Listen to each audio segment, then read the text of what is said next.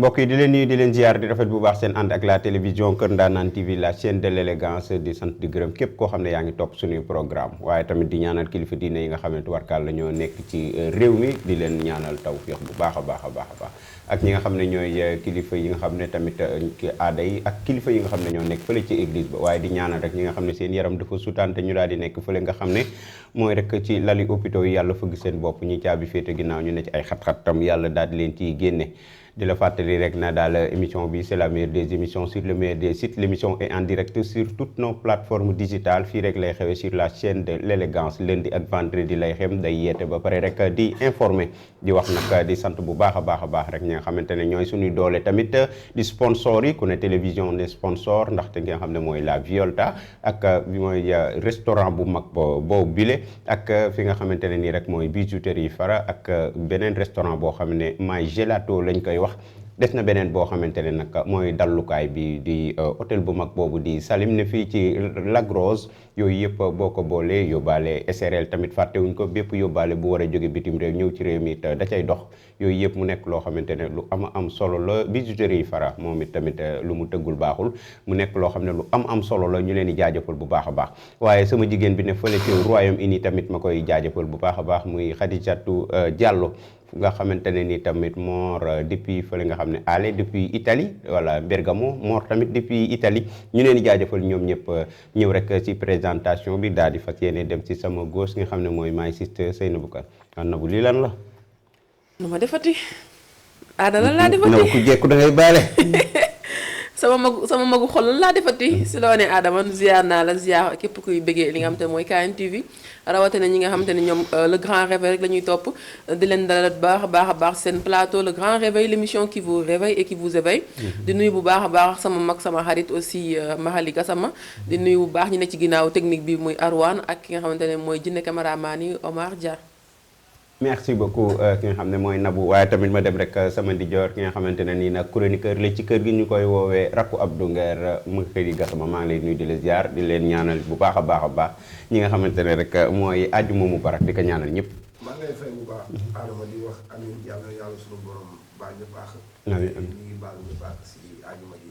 di nuyu Seynabou di nuyu Omar ak Arwan bi nekk si liggéey loolu bu am solo bi ñuy def si ginnaaw. di nuyu téléspectateurs yi ak téléspectatrices yi. waaw di nuyu waa Pastef. waa Pastef voilà mais saa waay tey da ngaa sañse Gassama. mu daa sañse moom. waaw xam naa loolu sañ seeti nga kon. voilà sañ seeti nga. mais mais ndax nga waa Kër Ndaanaan dañoo tàng ay ndaanaan ñoo fi nekk. nag ok noonu la kaa bi demee nag. kon mu ngi noonu waaw mu ngi noonu merci beaucoup. xanaa gis nga Omar mi wax moom naka la def tey ci. waaw gis naa ko Omar mu ngi wax sama nopp. waa côté bële. waa côté bële waaw soo ñu def. mu ngo kon ñoom it sañte tey Arwaan kenn gënu koo sañte tey noir la indi moom tam. mu ngo sama rax la nag. mu ngo mënul jéggi beneen tànk lu sama ginnaaw tànk nag dëgg neexul.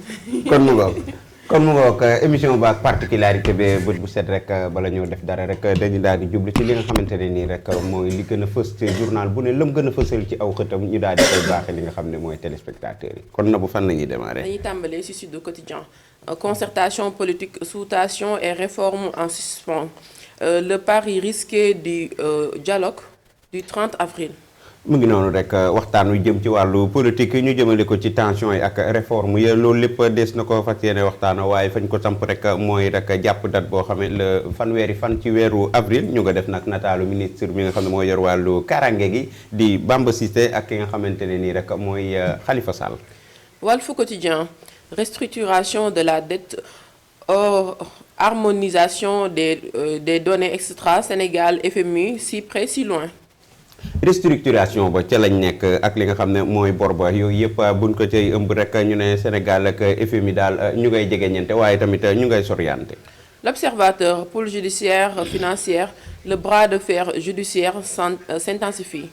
bras de fer ba jëmale ko ci wàllu judiciaire ki nga xamante ne nii rek mooy nekkoon fi ministre ñu koy woowee rek Moustapha Diop ak ki nga xamante ne mooy femme bi di Tabaski Ngom ñoom ñaar nag kenn ku ci nekk yaa ngay fexe di xëccu rek pour amub liberté. Vox Populi le président de la République à Kolda les enjeux d'un tournée économique dans le Fouladou. njiitu réew mi président Bassirou Diomaye Diakhar Faye mu nga fële ca Fouladou ca Kolda nag ca lam def rek tournée économie ba lay wéyal moom nag mu ngay doxal rek nekk ca wëtteen ga ak ñoom seen. Le quotidien, reprise du bloc gazier de Yakar Teranga, Sonko brasse du vent.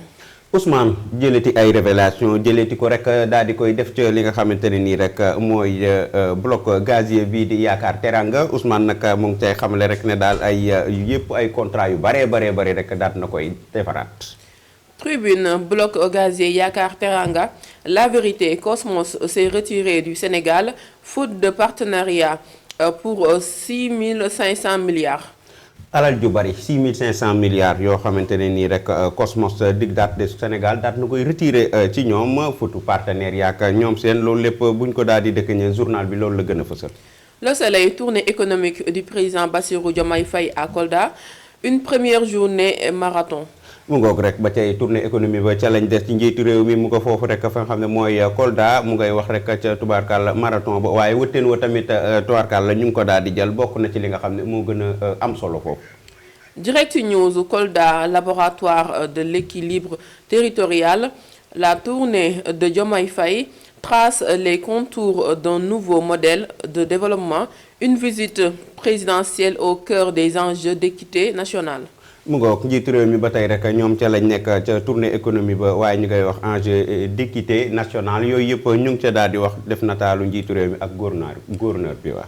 Point d'actu, tournée économique présidentielle à Kolda, les infrastructures sanitaires en priorité.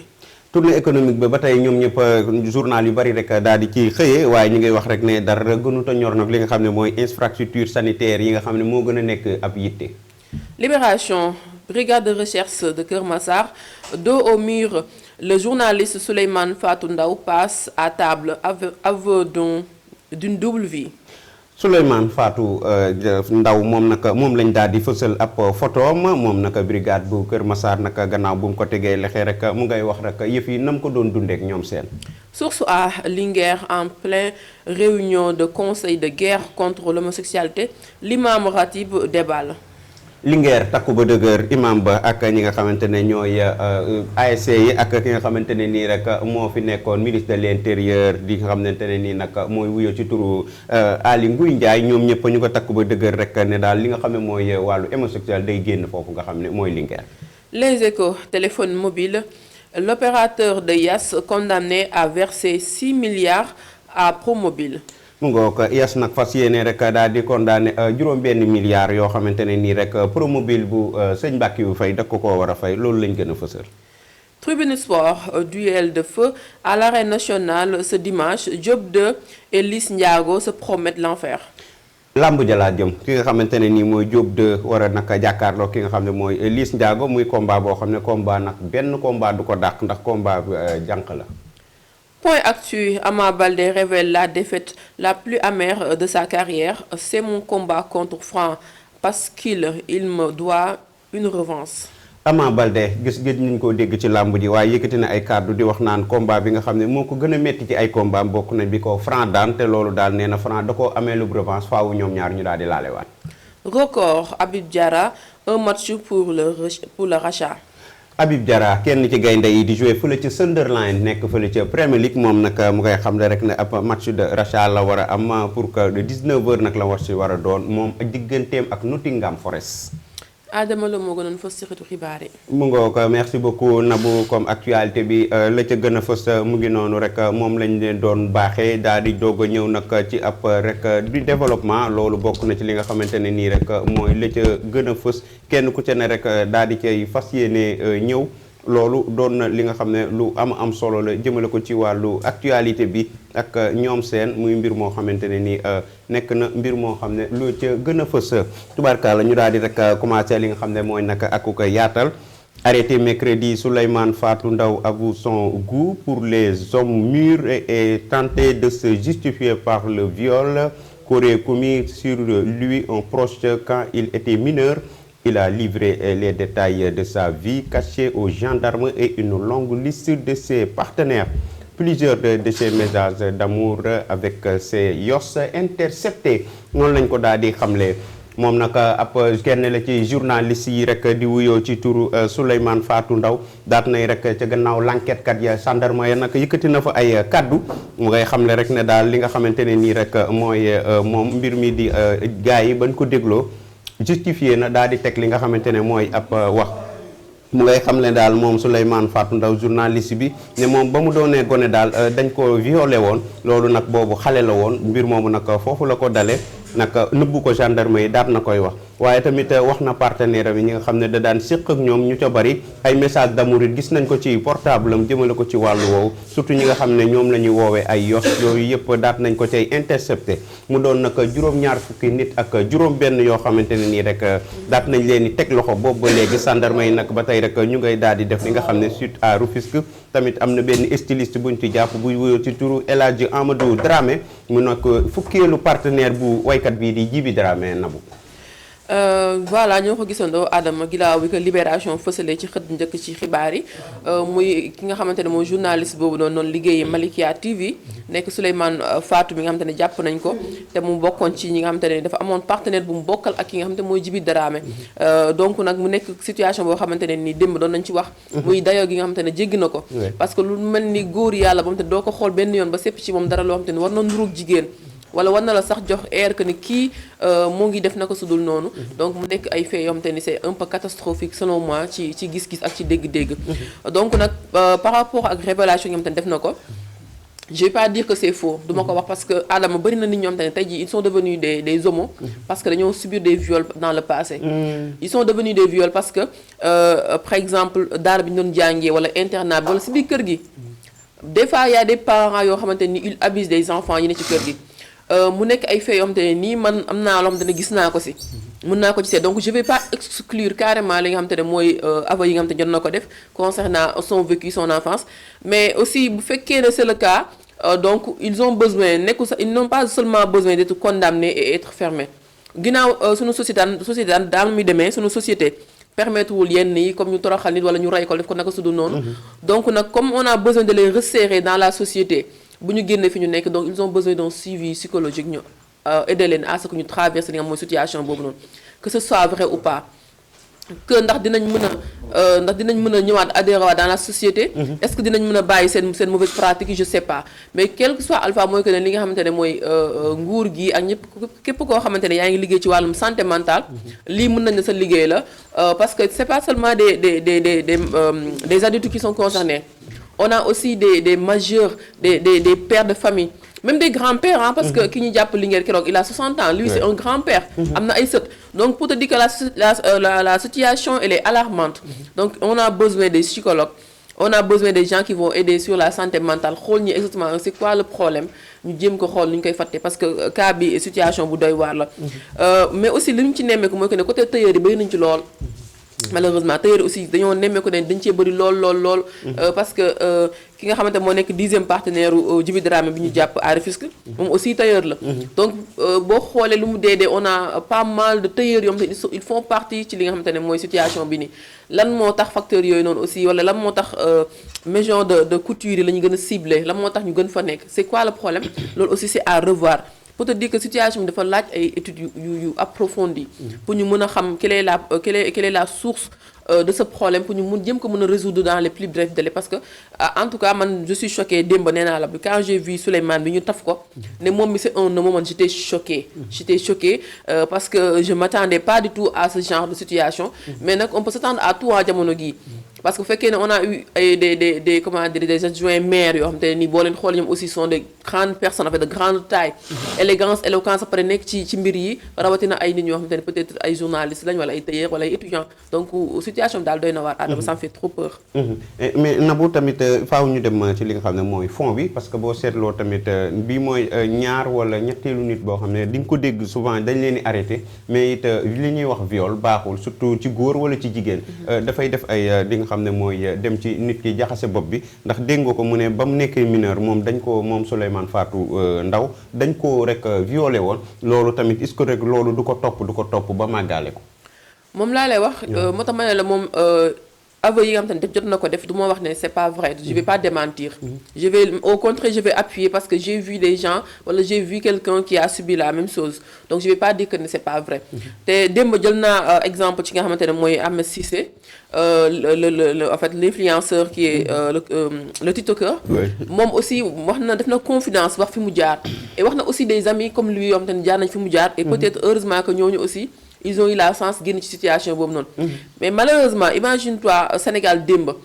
yenn yi mënoo ko di expliquer c'était trop tabou wala boo ko bëggee wax nit ñi duñ la nangoo gëm dañ naan kii dafa bëgg sosal sëriñ bi mën nañ la dóor mën nañ la gaañ ainsi de suite aussi si biir kër gi parents yi dañ daan dund ay affaires même jigéen dañ ko daan violer ñu nëppal ko waxantuma la ak góor donc mu nekk ay faits yoom te nii si suñu société la nekk ay maladies yoom te ne yàgg na fi maintenant nag de plus en plus avec l'histoire des réseaux sociaux peut-être les gens ont plus d'ouverture pour communiquer par rapport ak yoom te mooy seen maladie mentale wala seen santé mentale parce que lii problème de santé mentale la ba fekkee ne xale bi démb rek xale bi ñi nga xamante doon nañu ko tëddee fële plus de 5 personnes di ko tëddee ci mosquée xama ci internat omarienne bi loolu xale boobu noonu fekkoon ay parents gisuñu ko mais day dem ba moom day prendre goût day dem ba day jël goût par rapport li nga xamante moom koy def day dem ba day tàmm li nga xamante mooy pratique bu néfaste bi nga xamante ñoo koy def si moom et malheureusement am na ñoo xamante ne loolu moo leen topp ba tey jii nii parce que boo xoolee kaawu ñi nga xamante dañ leen a jàpp bu dee 100 lañ 95 koo si laaj danaan dañu maa violé woon donc on peut dire que ne peut-être ñoom seen milieu bi ñu évolué seen milieu d'enfance fi ñu màggee am na koo xamante ne peut-être moo causé wala moo leen mené à cet style de vie bi nga xamante ne actuellement ñoo ngi nekk di ko dund donc c'est malheureux et c'est vraiment dommage fekkee ne moom loolu moo ko daloon aussi est-ce que je sais pas je peux pas le défendre en tout cas mënuma ko défendre mais je vais essayer de défendre quand même tous les enfants qui sont victimes de viol actuellement parce que ñoom seen mbir woy na Ahmed Cissé il a été violé mais est-ce que ça lui a empêché mu génn ci yoon boobu nekk ci yoon bu baax bi donc c'est pas une raison nekkul prétexte pour ñuy jël le fait que dañ leen violer pour jël ko def ko mu nekk argument pour continuer ci ñaawteef gi ñu nekkoon di def donc nag man li ma ñor mooy xale yi nga xamante ni actuellement ñoo ngi nekk dund même situation bi na parents yi gën a yokk vigilance seen doom yi nekk ci internat yi seen doom yi nekk ci daara yi na parents yi gën a yokk de vigilance gën a redoubler de vigilance même dans la maison parce que instant bi on ne sait plus qui est qui donc soyons vigilants en tout cas. mais Nabou lu tax mu tamit avoué ci kanamu gendarme yi daal na xam ne moom dafa am li nga xam ne mooy góowu nit góor surtout loolu daa dem ba mur ci mbir moomu tamit moom mi it donte loolu def nañ la ko ba âge nga xam ne léegi kilifa nga journaliste nga ñu bare nga lay seetaan nga ne ci télé boo xam ne ni sax chaîne religieuse la est-ce que doo ci génn daal di dem defi leneen. waaw moom kay lu mu wax dafa leer nee na moom il est attiré et il est intéressé par les hommes mûrs c'est-à-dire góor bu mature góor bu am nu mu mel daal c'est-à-dire góor bi ñun jigéen ñi ñun lu ñu bëgg ci góor loolu la góor ñu bëgg ci góor en fait et c'est dommage c'est xalaas waaw xalaas bi mooy xalaas dëgg nag parce que ñun jigéen ñi boo ñu doon laaj la nga bëgg ci góor dañ naan la góor bu mature góor bu mûr góor bu nangam maintenant un homme comme un homme comme lui se permet de décrire li nga xamante ne mooy ay références am par rapport ak moroomam góor là man Adama je peux pas mënuma définir loolu la lay signifier en tout cas man ça me traumatise en fait amaguma jëkkër instant dama traumatisé wu franchement mu nga kon yëf yi day na waar waaye tamit ma jox rek ki nga xamante ne nii rek mooy kenn ci chroniqueur ci kër gi di wujoo ci turu Makhari Gassama Makhari yaa ngi ko dégg noonu journaliste bi di Souleymane Fatou Ndaw dégg nga kàddu yi mu yëkkati ba muy gone lañ ko daal di violé en tant que góor waaye boobu ba tey moom nee na daal li mu bëgg mooy cafka góor daal fi mu nekk nii daal dafa bëgg góor gu mûr yooyu yëpp daat na koy expliquer ci kanamu l'enquête kat ba waaye mu ngay wëy rek di xamle ne daal moom tamit liste ba mu ngay wëy rek ci partenaires yi nga xamante ne nii gis nañ ci portable am ay message d'amour ak yu demee noonu surtout ay ñooñ nga xam ne ñoom la ñu woowee yos waaye tamit intercepté nañ ci li nga xamante ne jàpp nañ ci juróom-ñaar fukki nit ak juróom-benn kenn ci Tëngéej El Hadji Amadou Dramé styliste la loolu tamit mu ngi xewee fii ci Tëngéej waaye benn émission boo xamante ne tamit Souleymane Fatou Ndaw mu ngi koy xamle mu ngi xamle ne daal di encourager bu baax gendarme yi ci li nga xam ne ñu ngi jàpp réseau yi ak ñi nga xam ne dañ cee nekk di def ay ñaawteef acte contre nature yeeg yooyu moom amoon na émission sax muy jaajëfal gendarme yi ci wàllu woowu. kan Fatou Ndaw waaw doo leen bàyyi Souleymane bi di wax Fatou Ndaw xanaa ah waaw dëgg dafa wuyu turam di xam nga li mu bëgg a teg suñu loxo nii très sincèrement man duggul sama bopp quoi ñoom ñëpp kuñ ci jàpp boo xëyee nga ne non ba nga nekkee xale dañ la violé est-ce que xale yëpp lañ violé kon sax dama bu dee loolu la koy Sénégal xale yëpp violé lañ leen très sincèrement ñoom koy ñoo topp seen bëgg-bëgg àddina ba dugal seen bopp si yii di ut lay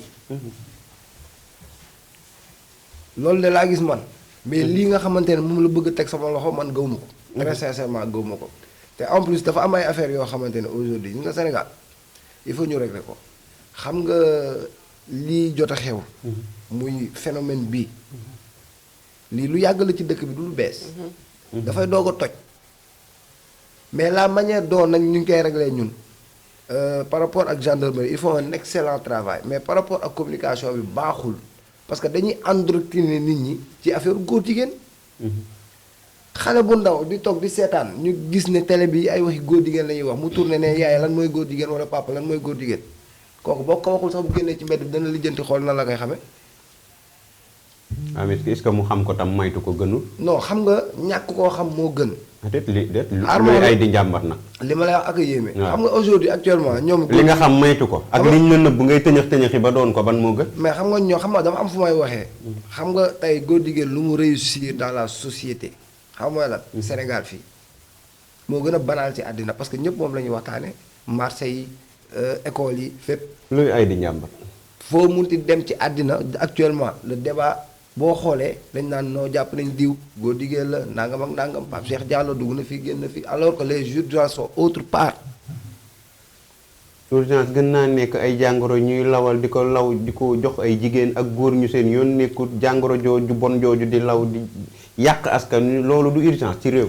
xam nga dafa am ñu nëpp nëppal rek bàyyi noonu waxuma ñu nëpp nëppal de. xam nga boo ma nee ñu nëpp nëppal da nga may indil problème. ah déedéet li nga ne urgence yaa ngi. ay dama ne li ma wax c'est clair. man ci waxu nit rek laay dépendre. waaw man li ma wax nag xel moo koy dégg. waaw du ay nopp.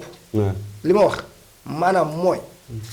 comment ils ont réussi au Sénégal foo tourner ñuy wax waxi góor jigéen.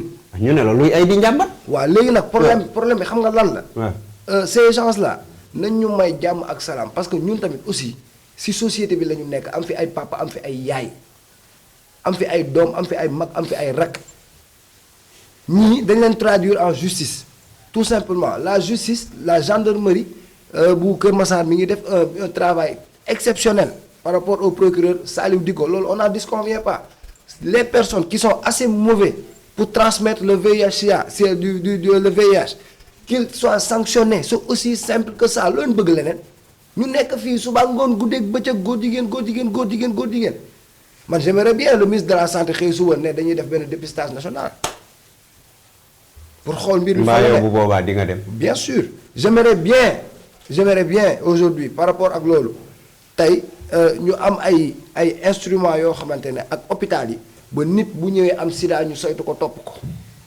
loolu bu awul ci communication nan lay amee. non mën na li ngay wax nii yëpp xam nga man fi may bu awul ci communication nan lay jàll. li ma lay wax leneen la. waaw xam nga tey nit bu dem hôpital def dépistage mu sida fiché leen ko topp ko foofu laay waxee loolu mooy prévention loolu mooy may nit ñi jàmm. mais pas gars yi ñu ngi ci liggéey bi de. non déglu bu baax li may wax. ñu ngi ci li ngay wax nii yëpp ñu ngi koy def. déedéet. ñi jàpp ñëpp ñu ngi leen di. xool ba xam am nañ njàngoro ji. ñu jéem leen a canaliser xool tamit ñan ak jan oo nañ fi jabaru koo xamante ne sax bàyyi woon na ko ñu xëcc jabar ji dem entendre na ko xool ko ba xam amu ko ñu bàyyi ko mu ñibbi. xam fa laay waxee ku siiw ci ñi jàpp. man xam fa laay waxee. waaw ñi jàpp nañ leen ba pare ñooñu nekkatuñ danger. ñi danger mooy ñi jàppagul. dëgg loolu dëgg. ku dem hôpital ku bokkul ku kenn xamul man boog exemple yàlla mu ci yàlla musal si mbooloo mi jullit. ma dem def dépistage bu positif ñu fiché ma li may wax dégg xel la laaj. waaw dama. ñu fiché ma topp ma xool parce que dafa nekk loo xamante ne mu feebar bu góor ak góor nga am ci feebar boobu moo gën a gaaw ko góor ak jigéen. donc nit kooku nu mu def ba am feebar boobu war nañ mën a xam fan la ko jëlee est-ce que nekkul aussi tamit di ko wàllaate mais malheureusement structure sanitaire yi nekk fii yëpp yéen ñëpp fi ngeen dëkk ci dëkk bi. très sincèrement da ngay ñëw ñu defal la jox la dara demal yooyu amu fi et alors que loolu daf fi war a am buñ nee Sénégal lañ nekk buñ nee dañu bëgg a defar réew mi yooyu lañu war a teg genre yooyu mais pas ay xëy suba ñu tegal ay journal kii naan dañ ma violé woon bu ñu nekkee xale. yow tamit mais lii ci l'enquête bi la génn dañ ko entendre conditionné ko mu wax. seen xel yi. non foo xam nga lan lañ dul nangul. li nga bëgg a banaliser lii te lii du lu banal. non man banaliser. kii dañ koo auditionné déglu ko ànd naa fi Maxali di waxee. Maxali dafa bëgg a wax comme quoi que dafa njëkk a banaliser. au début de banaliser wu ko. si vous êtes mal compris. il veut dire que le fait que ñuy waxtaane tout le temps waxu borom ñaari tur ñoo ngi dem ba en fait day lu xale waru woon xam dafa ñàkkal fayda xel lay laaj dañ dem ba dañ koy normaliser ci société bi mais malheureusement Makhali le problème mooy que ni il faut qu'on en parle parce que fekkee ça existe il faut ñu wax ci xale yi mën a xam le problème voilà ñu seen kii ci côté boobu parce que doon ma may loolu ma wax d'accord waaw rapidement ça nous avance à quoi dites-le moi xale yi xamul woon xam danger bi ci ñun sénégalais la société si on parle de l'homosexualité ou de sexualité aujourd'hui parce qu'on parle de l'homosexualité on parle aussi de sexualité ça nous avance à quoi il faut toujours essayer de comprendre les mots ak naka la affaire bi di demee nga xool yeneen dëkk yi nan la ñuy traiter affaire bi ak nan la ñuy def ba légaliser ko foofu au début c'était comme ça au Sénégal je t'ai dit l'autre fois ici dans le plateau qu'en France ils parlent plus de papa ou de maman ils disent les parents parce que les parents ça peut être deux papas deux hommes ou deux femmes.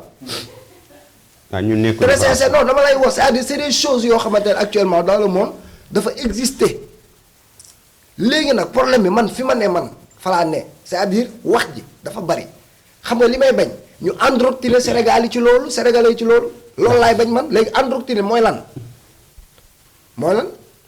loo xamante ne da nga koy yàgg dégg say nopp da ngay dem ba banaliser ko mënoo si dara très sincèrement. mënoo koo may non mënoo si non waxuma la da nga koy banaliser c'est-à-dire dinañ dem à un stade ba par exemple nit mën na gis góor jigéen sax ne ah sama yoon nekk si kii moo bon boppam alors que kooku mi ngi jël feebar bi di ko wàll si dëkk bi. mais actuellement il faut qu'on en parle parce que c'est problème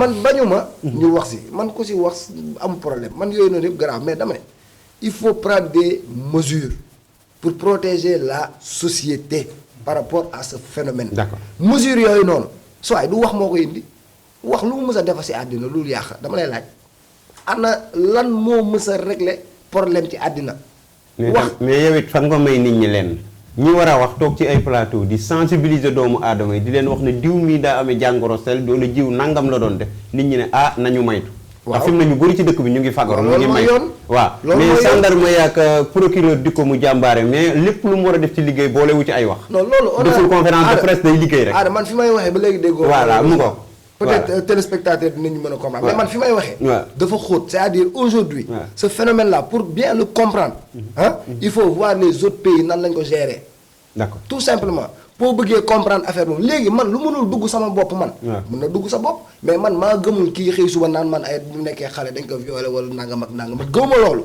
xam nga fa laa ko teg fii képp kuñ fi jàpp yow yaa ko def sa teyaay bakkan qu'on se dise la vérité moo gën ngay ñëw naan di dama nekkee xale nangam waaw ba nga nekkee xale def nañ la ko màgg nga waaw léegi lu tax nga màgg di ko continuer non mais très sincèrement dañuy waxante dëgg ñii dañuy yeb c'est-à-dire ñii dañuy fooye quoi limite dañuy fooye xam nga ba pare non c'est malheureux ba pare journal yi ñooy jël di ko bind xale bu ndaw ñu violé la waaw ok d'accord c'est un problème combien d'enfants ont été violés dans ce pays te bu ñu màggee dañu baax ñaata nit dama lay laaj du benn du ñaar du ñett du ñeent du juróom waaw léegi ñoom bu ñu leen violé loolu moo tax ñu mën ñu am filimu góor ñi ñoo bon nag dañu waxoon dëgg rek grand logique pour logique nga nekk xale ñu violé la nga màgg continuer loolu du wax loolu bi leen seen bopp yi ngeen def si ndox man sama doom ku ko violé dama lay wàccee loolu kenn waxtu ko non non très sincèrement dañuy waxtaan non kan mooy am sa doom bu góor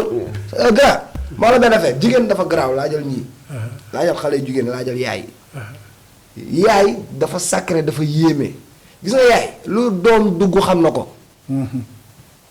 man fi may waxee dafa xóot waxuma ay waxu yu lu ci bari gis nga doom lépp loo xamante ne da nga koy def sa yaay xam na ko soit lu ci bari del wax lu ci bari soit day non xamul lépp nag yow del wax lu ci bari rek xam nga lu bari da nga koy papa bu xëyee uti na dépense waaye bul na yaay xam na Eric xale bi jël kayam ak ay bigam def si saaga xëy 8 heures dem lu bari da nga koy xam ci lan lay yendoo loolu yaay booy war na koo xam déglu ma may ko mayoo lu bari da nga koy comprendre bu fekkente ne da nga jur sa doom à de 0 ans à 7 ans mu nekk si biir kër gi dafa am ay habitude yooyu def ci moom tamit dafa am ay affaire am moom bu génnee ci mbedd bi dem ñëw indi leneen lu bees da nga xam ne kii kat indi na lu bees fi may waxee dafa xóot aada encore une fois ñii dañu doy waar jigéen ñoom yaay lu seen doom nekk xam nañ ko c'est pas vrai. non defal naa loolu. c'est archi faux. Non, je ne suis pas dans ce plateau pour ngay accuser les femmes comme ça. Non, tu es en train de nous accuser parce que boo nee jigéen ñi lépp lu seen doom nekk xam nañ ko c'est faux. Nous sommes pas des dieux, nous sommes pas omniscients. Nous pouvons pas tout savoir. Non, dañu si ci point boobu noonu. Non. tu peux dire que peut-être yaay ji mën na xam yenn ci comportement doom, mais elle ne peut pas tout savoir son enfant ndax doomu aadama dafa lëndëm. doom bu nekk ni ko yàlla sàkki ak évolution bi muy am. on parle d'enfant ou on parle d'adulte? Non, tu as parlé de femme et tu parles d'adulte. fi may terminer pour mu leer. man man agamaay wuyu. waaw d'accord waaw yow man je parle pas d'adulte. je parle d'enfant. Oui. Tu parles d'enfant, tu as parlé des mamans, tu as parlé des mamans. Laisse-moi terminer. Et tu as accusé les mamans que ne xam nañ lépp lu seen doom yi def. Elles ne peuvent pas savoir tout ce que ñuy def. ñaata yaay la seen doom yi ñëw bett ci ay actions yoo xamante ne ni ñoom mosuñu ko xalaat xale da koy def. xale yi léegi dañuy ay xale jigéen ñi dañuy pour essayer non je suis pas d'accord désolé wax leen ma man les mots ont leur sens. D'accord xam nga yow da ngaa jàng tubaab. non un adulte. Quelle est la différence entre l'enfant et l'adulte? man maa ne jigéen man maa ko wax man Gassama. de 0 à 7 ans lu doomam dugg ndeyam xam na ko. d'accord boo ko violé yaayam dina ko xam. lu leer laa la wax li ma la wax nii kenn du ko dindi. ok bu demee ba de 0 à 7 ans laa la wax. waaw ma ne buy jàng waaw déglu ma lay wax. waaw man li ma wax dafa leer. waaw jógee nañ 0 à 7 ans nga nekk sa kër. ak sa doom. de 0 à 7 ans lu mu dugg xam nga ko. d'accord naa nangu nañ ko. yàlla nañ ko mu ngoog. baax na merci beaucoup kon nag mu ngoog ma présenté kenn koo xamante ne rek dafa nekk fii ci plateau bi ñu koy wax monsieur Eric Badji nekk ci membre Pastef bu Guy Marius monsieur Eric Badji maa ngi lay nuyu di la dalal. maa ngi lay fay monsieur Thiam. di nuyu sama naataango yi ma fekk ci. Seynabou ak Gassama. madame Seynabou mais aussi tamit Maxi Gassama vraiment. di kontaan encore une fois ci auteuru débat bi. vraiment gis naa ne xam-xam a ngi fiy feeñ nag. bien que nag parfois divergence du ci ñàkk. mais da ngay gis ne benn moment xam-xam la ñuy wax. et d'autant plus que pour dugg rek dans le vif du sujet. muy cas bi nga xam ne moom lañ nekk di waxtaane li ma ci mën a wax rek mooy Maxi li frôlé na ko sànq. j'ai constaté que le cas là actuellement elle est quotidienne. C'est un cas quotidien autant pour moi. boo xam ne chaque jour dañu koy bëgg di ko exposer sur la place publique. Et je pense bien que il peut y avoir une part de vérité ci di Gassama wax par rapport ak la banalisation de l'affaire. Alors que ça c'est une affaire très sérieuse. C'est-à-dire buy dugg ci nopp di dugg ci nopp di dugg ci nopp di dugg ci nopp di dugg ci nopp dinañ dem ba dañ koy banaliser.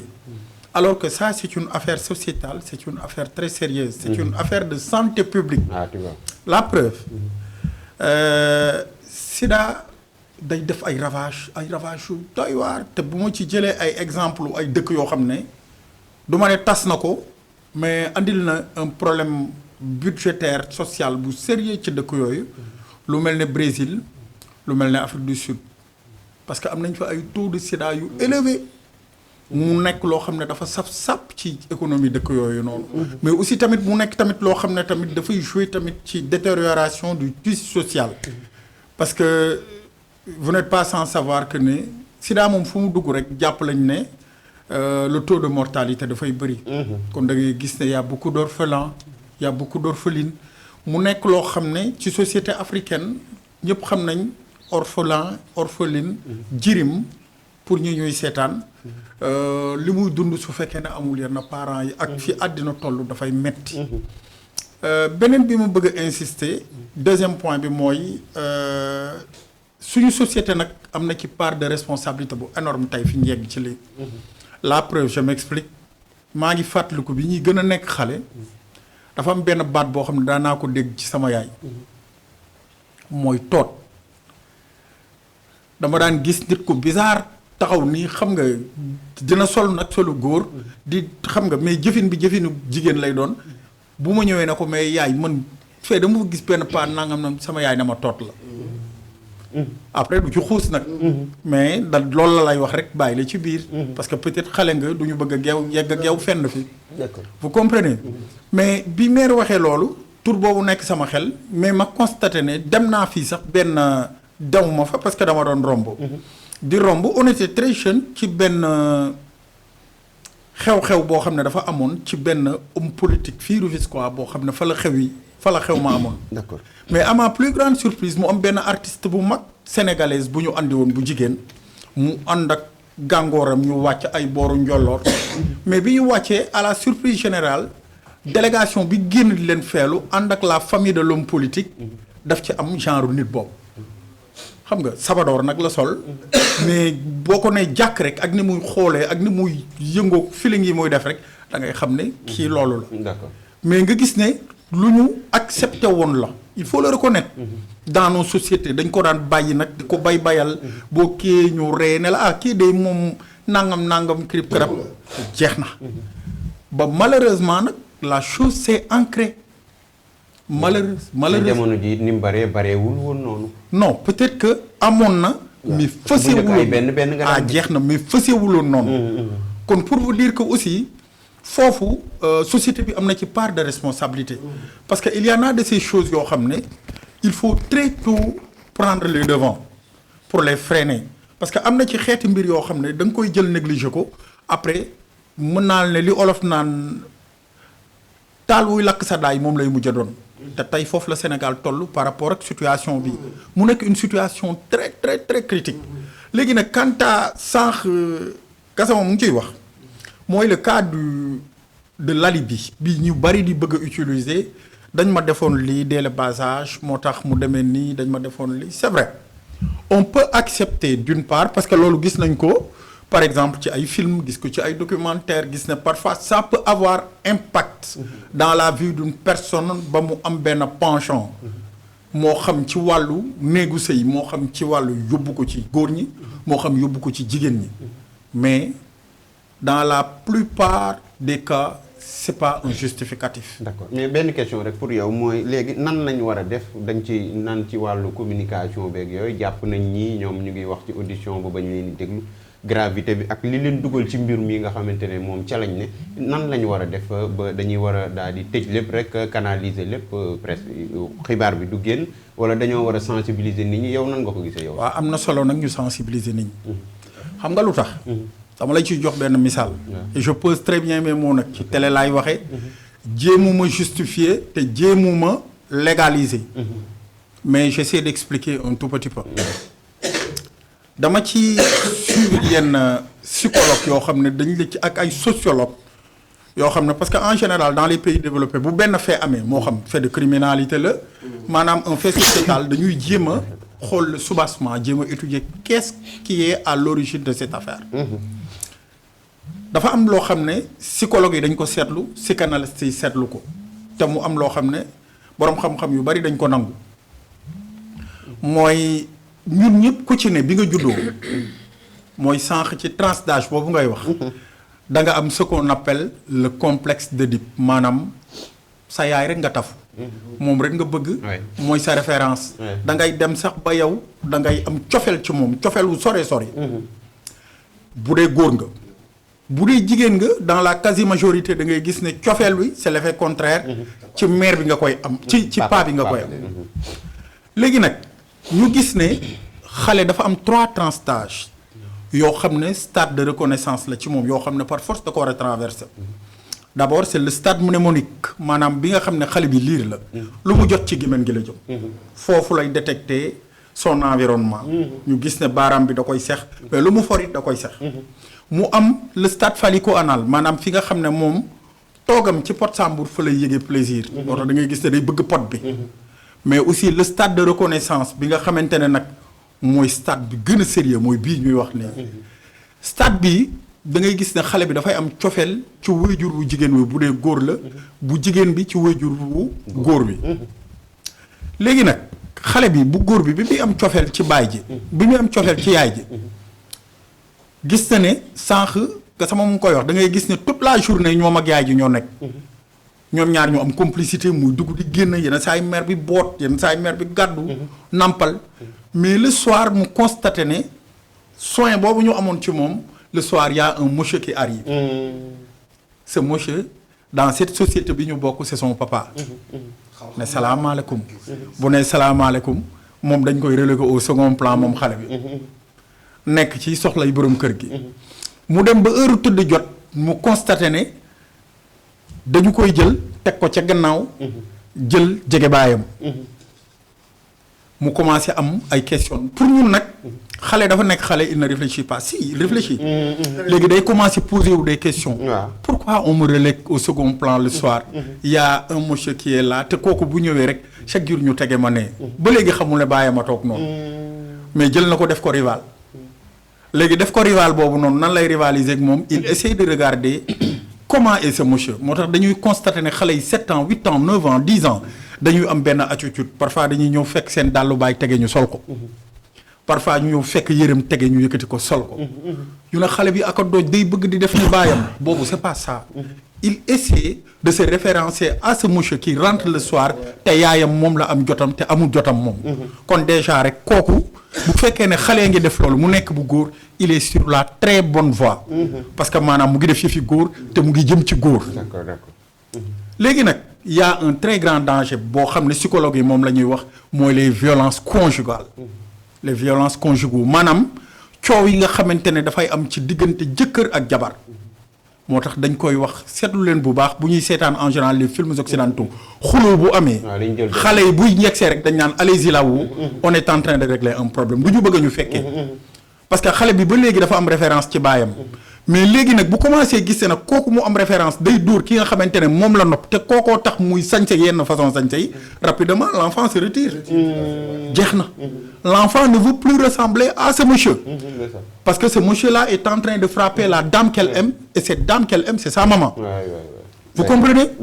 léegi nag bu xale bi commencé def loolu rek il bascule dans la personnalité féminine. dootul bëgg a nuru góor day bëgg a nuru jigéen fu jigéen ñi féete fa la féete ku sax si kim mu ragal la. boo waxee mu ne la kii wóorul ñii ils sont violents les hommes. parce que benn nit bi mu njëkk a gis benn góor bi mu njëkk a gis parce qu'il ne sortait pas cet enfant. benn góor moo daan dem di ñëw te góor goo koy bàyyam mais dafa gis violence ci góor googu kon il se dit que tous les hommes sont violents. boo xoolee psychologue yu bëri. noonu lañ ko justifier. moo tax affaire bi dafa bari. ay soubassement dafa bari ay vecteurs bari ay causes yoo xam ne dañu rax ci mbir mi. moo tax il est important que bu ñuy éduquer nos enfants. éduquons nos enfants ci dal. ci poser. mais aussi itam ci benn climat social bu normal pour vous raconter une petite anecdote man arrivé na ma du benn yoon du ñaari yoon boo xam ne damay waxtaan ak sama soxna nii waxtaan day xumb. ci xumb bi rek sama benn doom bu góor day gis ni coow li ni ñuy waxee nii rek pour moom xuloo la. automatiquement danaan ma Didiya ma ne ko waaw mun a ma bàyyil yaaya. mais réagir commencé. yaay na ko dama tooge ne waaye toogel ne waaye dañuy waxtaan. mais da ngay gis ne bu ñu waxaatee tuuti rek mu déclenché. parce que dafay yaakaar na xul jeex na. après bi ma demee ba xool loolu am benn jour boo xam ne j'étais gravement malade. ma taxaw nii dama la sol yére sax mënu ma ko woon moo ma doon solal yére sama jabar. mais bi may solal yére bi nii saa ni ma tiimee di ma sol yére bi ma taxaw nii mu téye ma. moom mu ñëw di jooy di aalu di jooy ne yaay ji na pousse parce que pour moom instant yooyu damay attaqué yaay ji dama nekk di xula moom pour vous dire à quel point la xale jeex na moo tax nañu gën a góorgóorlu ci éducation xale yi parce que lii ñu nekk di dund nii vraiment dans cette société c'est navrant. mu ngi noonu. on parle toujours d'enfant. d'enfant.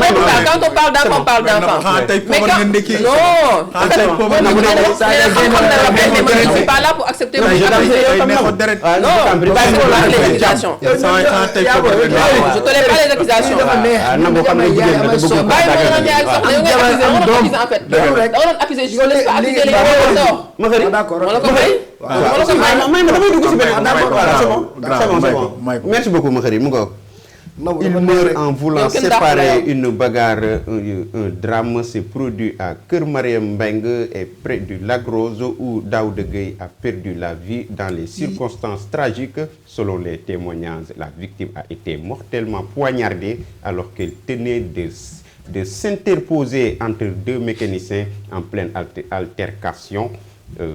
L'autre en pleine altercation, l'auteur des faits a pris la fuite après le drame. mu ngi noonu rek muy mbir moo xam ne mbir mu doy waar la mu ngi xewee fee nga xam ne mooy côté Lac Rose ñu koy wax Mariem Mbeng moom nag ci dëkk boobu nag dafa am rek boori Lac Rose la ne benn waaj yoo xam ne daal dafa fekk ñaari mécaniciens yoo xam ne dañ doon jàppante di xeex mu dugg ci digg bi nag di leen àtte benn mécanicien bi jam ko paaka mu tëdd nag grièvement malade blessé bi ñu ko yóbboo nag fële nga xam ne mooy l'hôpital dafa mujj daal di faatu xibaar yi ñu ngi ko taataane ci Seneweb journal bi di Libération it fësal na ko Daouda Gueye lâchement poignardé à mort muy mbir moo xam ne mbir mu doy waar la mécanicien ba nag après kenn ka nga xam ne moo ko jam dafa daal di daw mu doon mbir moo xam ne mbir mu doy waar la fee nga xam ne ca Lac Rose kër Mariem Mbeng foofu la daal di amee ndax lii nag defe naa àtte xeex dafa naa wóoratul atte xeex moom mosul woo risque la musa doon parce que bu gars yi yore gànnaay lañ lay gaañ mais cas bi c'est un peu exagéré hein parce que le fait que mu doon atte juste xeex ñu retourner situation contre moom donc je me dis que est-ce que ki doon xeex il était lucide pour xàmmee kan la doon xeexal déjà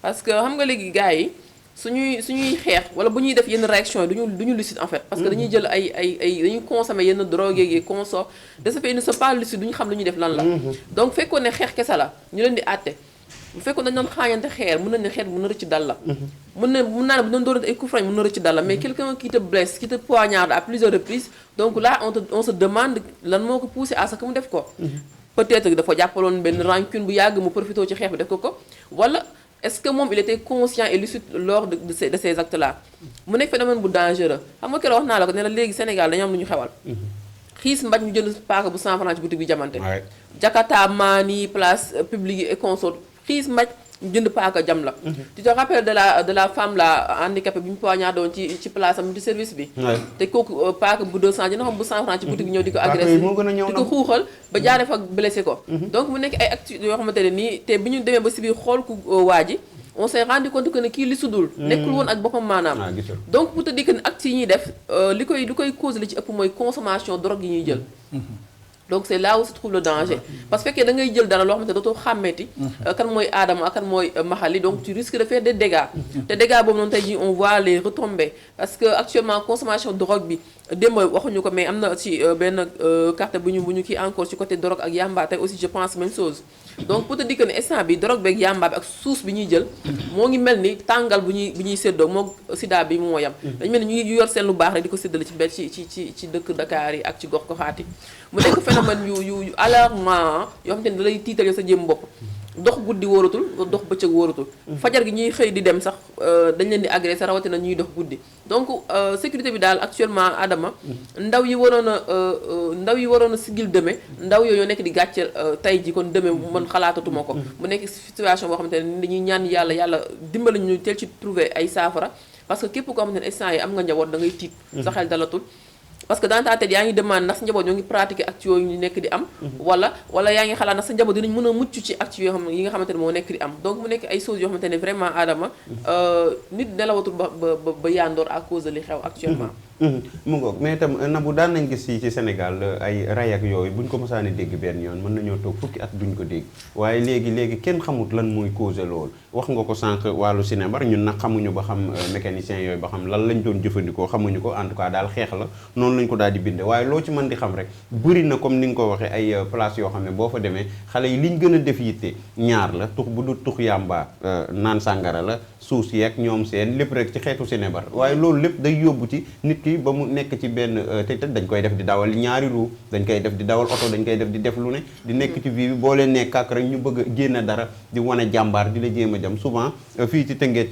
gis nga dàngu rey nañ fi benn nit ñaari xale yoo xam ne ñoo bokkoon fi ñuy toog ci pooj la ko jam muy naaj ci deret ju bëri bañ ko yóbbu hôpital Youssou Mbargane dafa décédé yàggul matagul 2 semaines voilà mu ngi noonu mu nga ndax tëdd bu mu tëdd foofu lu yàgg voilà yooyu yëpp est-ce que duñ ko éviter fii nga xamante ne moom la ñu nekk nii di ci réewum Sénégal képp ko jaboot rek tiit nga moom laa la wax sànq képp ku njaboot rek ne la watoo ba yaandoo parce que tu te demandes ndax sa doom moo ngi def pratique yi wala ndax dina mucc ci pratique yooyu noonu parce que Adama xam nga problème bi lan la ñoom ñu koy def mun nañ bañ a dee mais dañuy rey koo xamante ne du ci dara parce que ki doon àtte xeex moom da doon ñëw pour defar mënoon na saa ñu gaañante mais da doon ñëw pour protéger leen de ce fait moom ñëw pour protéger leen moom finalement c'est lui qui est devenu li nga xam te mooy la victime bu nekk cas boo xamante ne nii Adama man mënatuma ko définir comme ni nga ko waxee dañuy naan di dawal dañuy tux di dawal dañuy gens di dawal dañuy sex ay mouchoir c'est pas mouchoir xam nga coton si biir gémmiñ di dawal mu wane ne kii il n'est pas lucide maa ngi ko doon wax naan Jakarta maa ne je vais pas leur dire que seen liggéey nekkul liggéey bu nooba parce que am nañu ci tedd di ci teddal seen ay famille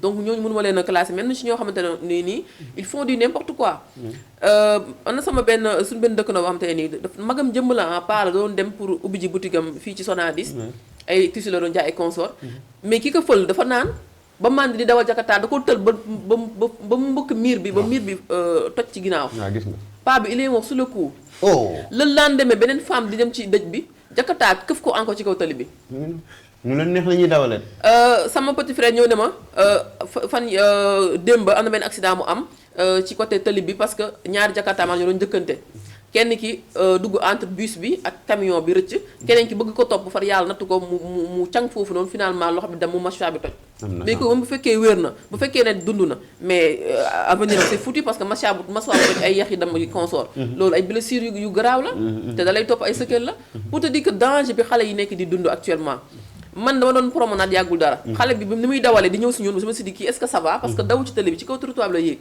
ay moroomu ñoo gaawantu pàdd ko këf moto bi après ma dégg moroom bi naan ko booy bàyyi li ngay def soppi sa jukko bi su dul loolu genre tu vas finir mal après je me suis dit attends kon kii n'était pas lucide parce que li mu doon def ko lucide bu ko def donc pour te dire que bëri na ay meurtres yu am bëri na ay blessures yu am bëri na accidents yi am lan moo ko waral mooy consommation yi ñuy consommer donc loolu aussi il faudra que état jëlaat ci ay mesures moo tax aussi des fois ñuy wax naan sunu takk der yi dañoo soof dañoo sonal borom Jakarta yi mais benn essence seen liggéey la ñuy def parce que ils sont en train de vérifier xale ci lan la ñu nekk ci lan la ñuy liggéey parce que Jakarta bi bokk na ci réseau bu gën a gaaw ci trafic yamba bi pour te le dire agression bi ak trafic yamba bi Jakarta yi bokk na ci réseau bi gën a gaaw aussi pour def ko donc nag plus de vigilance ku nekk aussi sóoraale boppam aussi te aar boppam parce que on ne sait plus qui est qui te mën nga sax bañ a dem vers li nga xam te mooy violence mais la violence peut venir vers toi sans que autant nga yow nga ñëw nga sàkku si ko mi nga merci beaucoup Nabou Makary Gassama yaa ngi ko dégg noonu Daouda Gueye lay wuyoo moom nag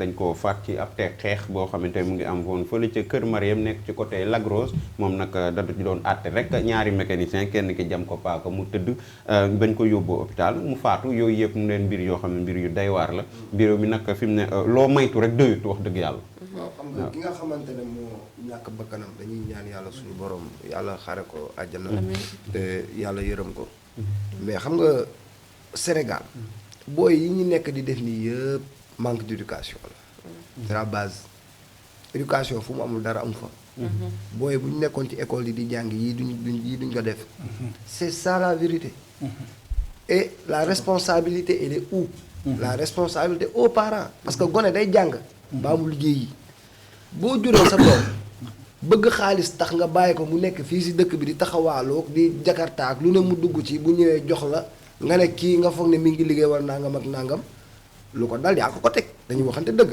parce que parents yi aujourd'hui xale yi dañu war a jàng bu ñu jàngul ñu uti métier bàyyi mbedd bi taxawaalu bi ce qui est li nga xamante ne mooy secteur transport bi par rapport ak Jakarta maan yi Sénégal dafa toll foo xamante ne ku war Jakarta dañ la war a xam nga am numéro te loolu c'est simple c'est aussi simple que dafa yomb loolu te loolu collectivité locale yi ak autorité préfectorale yi mën nañ ko def c'est très simple Jakarta am nga benn numéro ñu xam ne Adama mii moom Jakarta bii mën na ne waaw lu aada def dañuy dem ci aada directement duñ fi nekk di chercher de midi à 14h c'est un problème parce que booy yi très sincèrement li na wax dëgg la liy dugg ci dëkk bi yëpp ñoo ko fi dugal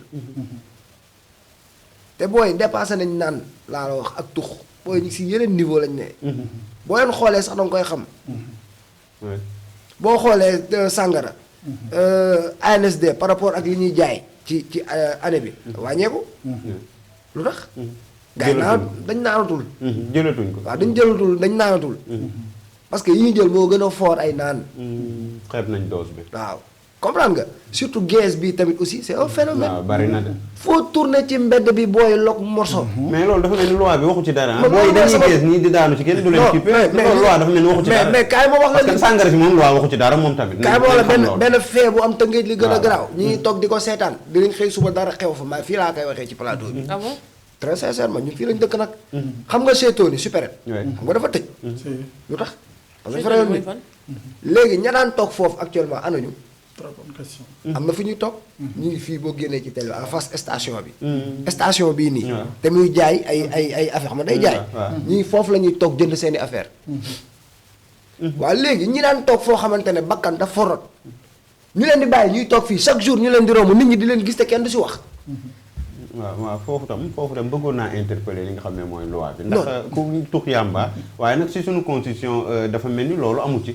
maanaam ku naan sàngara bay Si, bay lang. si. am na yeneen dëkk nag ku fa naan bay lang dañ lay yéenu yóbbu. non non buñ la fekkee ngay naan sàngara ci mbedd bi. waaw paa nga naan sax. nga yor butéel tijj ko. moo xam naan nga moo xam naanoo. dañ lay jàpp yóbbu la mooy IPM. ivresse publique manifestée. c'est vrai. ñii toog fii. ah lu tax ñooñu toog foofu di naan. man loolu moo ma jaaxal man ma affaire boobu leen yóbbu. xoolal naan aada ñi gisuñu leen. aada billaahi lazi laa ilaaha illallaah teel laay waxee teel a àjjuma. tey bi may xëy chaque jour su may xëy noonu laay jaar jéggi tali parce que moo gën a gaaw ci man. bi may xëy laa gis kenn génn ak butéel ma def nii gestu gis leen ñu toog foofu noonu ci suufu mbaar mi. jeex na. li ma leen ni laaj ko waa Gendal li ma xam nañ ko boo génnee léegi boo leen xoolee di leen fa gis. jeex na. te les autorités chaque jour ñu romb leen gis leen foofu. foofu bakkat bu fa rotee kan la faute à qui. la faute à qui. parce que ñooñu li ñuy def baaxul buñ ko mënee def seen biir néeg nañ ko def naan sàngara kenn terewu ko. waaye buñ koy def ci mbedd bi lu fa xew.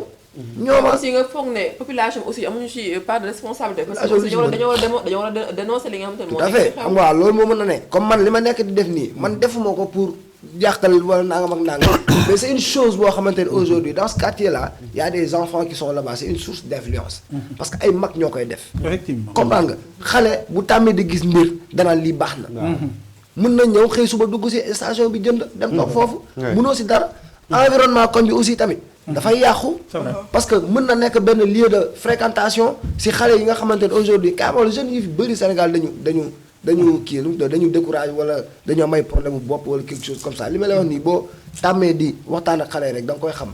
parce que dañuy frustré wu ci affaire yu bëri. dëkk bi dafa metti tamit aussi. dañuy frustré wu ci affaire yu bëri léegi pour ñu dem côté bëri dafa yomba. donc nañu autorités yi dimbali par rapport ak phénomène boobu. ñi nga xamante ne dañuy toog ci mbedd bi di def seen yëf yu bon yooyu wala ñuy gees ñu jug ci. Ok. balaa muy yegg feneen. merci beaucoup. merci beaucoup Makhari Gassama kon nag mu ngi ko doog monsieur Badji yaa ngi ko dégg rek Daouda Gueye lâchement poignardé à mort Kër Mariam fële ca Lac Rose. bon man de li ma ci bëgg a wax rek mooy en réalité man je trouve que dafa am benn constat bu ma def par rapport à la jeunesse. mu ngi koy wax sànq. il y a une démission des parents à amener leurs enfants à l'école. te loolu c'est une erreur monumentale. la preuve je te donne un exemple. école dafa tijji ma yóbbu ñenn ci samay doom ci benn lycée de la place. mais le constat que j'ai fait mooy sur 100 filles il n'y a que 2 garçons. toute la cour était animée par des filles ay xale yu jigéen rek nga gis ci biir école. góor ñi sur 100 élèves boo teyul 2 garçons nga ciy gis. après je me suis posé une question fi ma taxaw nii rek je me suis dit mais où sont les garçons. dans la où sont nos enfants. où sont nos garçons te loolu erreur mënu ko weesu. parce que à ce que je sache. benn dëkk mësul dox ci ay jigéen rek a ko jiite wala ay góor rek a ko jiite. amul. ils sont les 2 acteurs de la société. il est important que les 2 acteurs aillent à l'école il est important que les 2 acteurs se battent. parce que gis nga dis-moi le niveau de formation de ta population et je te dirai quel avenir tu auras demain pour ton pays. li ñu nekk di seetaan nii man tey dama ne bu ma nekkoon parlementaire sama première proposition keroog bi ma njëkkee gis loolu. dama ne sama première proposition mooy lan les garçons à l'école par force. c'est une loi que je propose les garçons à l'école par force. parce que sànq mu ngi koy wax da ngay gis ne ce qui se passe dans cette société c'est quoi des gens des garçons je dirais bien 15 16 12 13 da nga ciy gis sax ay garçons de 10 ans yor jakarta si ay xale ndaw. yor jakarta du yoon ban responsabilité la ñu am dara. nañu dem jàngi ñi jàngi nañ dem jàngi école ñi nga xamante ne dañu gis ne mënuñu dugg dans le cursus scolaire ñu dugal leen dans des centres de formation ñu dem formé wu ji te maa ngi encouragé encore une fois les autorités étatiques boo xoolee Macky Sall daan na ko def pouvoir bi fi nekk mu ngi koy def mooy lan daara yi ñuy jéem a encouragé mais daara yooyu c'est bien beau mais nañu dugal formation ci boppu xale yi parce que affaire bi yemul ci diine kese dem église chaque jour wala dem jàkk jee chaque jour te amoo xam-xam c'est zéro zéro dëgg la. parce que aussi dans la vie labor escorare le travail c'est la prière te tey li ñuy wax ni dafa am solo ba nga xam ne dañu war a góorgóorlu jëlaat xale yi delloo leen parce que nit bu deful dara y a ce qu'on appelle l'esprit d'ennui dafay commencer ennui yow am benn mauvaise fréquentation bi tey looloo ñu jural affaire u yàmbaay yi parce que bu fekkee ne amoo benn activité booy def amoo xam-xam mais boo teewul tu risques de basculer dans des gangs tout à fait. tu risques de basculer dans la drogue tu risques de basculer dans la prostitution boo xoolee tey li américains yi naan unemployment c'est-à-dire le chômage mais aussi le manque de qualification jobless tey moo lay andi lii mooy tax da ngay dugg ci ay phénomènes yoo xam ne day doy waar quant à la drogue nag bi ñu nekk di wax à la criminalité le soubassement de la criminalité dans ce pays c'est la drogue l'État doit prendre des mesures drastiques ak ay peines carcérales yoo xam ne yu sévères parce que drogue benn au-delà des crimes yi ñu gis nii drogue bi ñi mu def loo bari na oui trop. man sama zone rek li ma fa gis ay jeunes yoo xam ne actuellement ils sont des déficients mag dofatu. jeex na mag dofatu. mag dofatul ay xale yu ndaw ñooy dof nga xam 18 25 quoi. jeex na nga xam ne drogue baa ngi tas dëkk bi kon nag am na solo aussi que état jël ci ay mesures yu sévères yu drastiques parce que tey bu ñu xoolee à travers le monde des pays comme le Mexique des pays comme le Nigeria des pays comme le Brésil da ngay gis ne tey drogue mu ngi tas dëkk yooyu tey dem nañu ba au Mexique les cartels de drogue ont une puissance boo xam ne armée sax amul arme yu toll noonu ba dañu attaqué ay gouverneurs d'état di attaqué ay commissaires bi ñu rey récemment benn chef de cartel moom lañ def. jeex na xëy day guerre. jeex na kon da ngay gis ne pour confirmer li muy wax nii chef de cartel da nga koy laal ay nit wàcc yor ay armes yoo xam ne armée sax amul arme ko dëgg songu les shérifs des comtés les shérifs des départements kon lii dafa am solo ñuy jóg ci repousser ko bu baax d'accord. repousser ko bu baax jaayanteeg moom pour jéem ko delloo gannaaw parce que c'est le vecteur de la violence dans cette société. Merci beaucoup, M. Badji. Le Premier ministre Ousmane Sonko déclare avoir repris gratuitement la licence de Cosmos Energy. Cette compagnie avait annoncé depuis décembre 2025 le non renouvelable de son contrat. Cosmos se retire à la suite du départ de BP. loolu nag daat nañ koy fësal rek ci li nga xam ne mooy journal bi di quotidien waaye tamit Ousmane Sonko moom Premier ministre mu ngay wéy rek di xamle ne signé nañ nag sans aucune contrepartie financière loolu daat na koy xamal kon mbir mi nag daat nay rek retiré li nga xam ne mooy licence su Cosmos Énergie loolu nag Ousmane mu ngi cay daal di defuk njàmbaar di wane ne daal loolu ak ndam nag la ci jële ndax li nga xam ne mooy daal di repris rek di bloc gazier bu Yaakaar Teranga loolu nekk na ci loo xamante ne journal bi daat na koy fësal Nabou. Merci beaucoup Adama mais il faut savoir que ne il ne faut pas jubiler.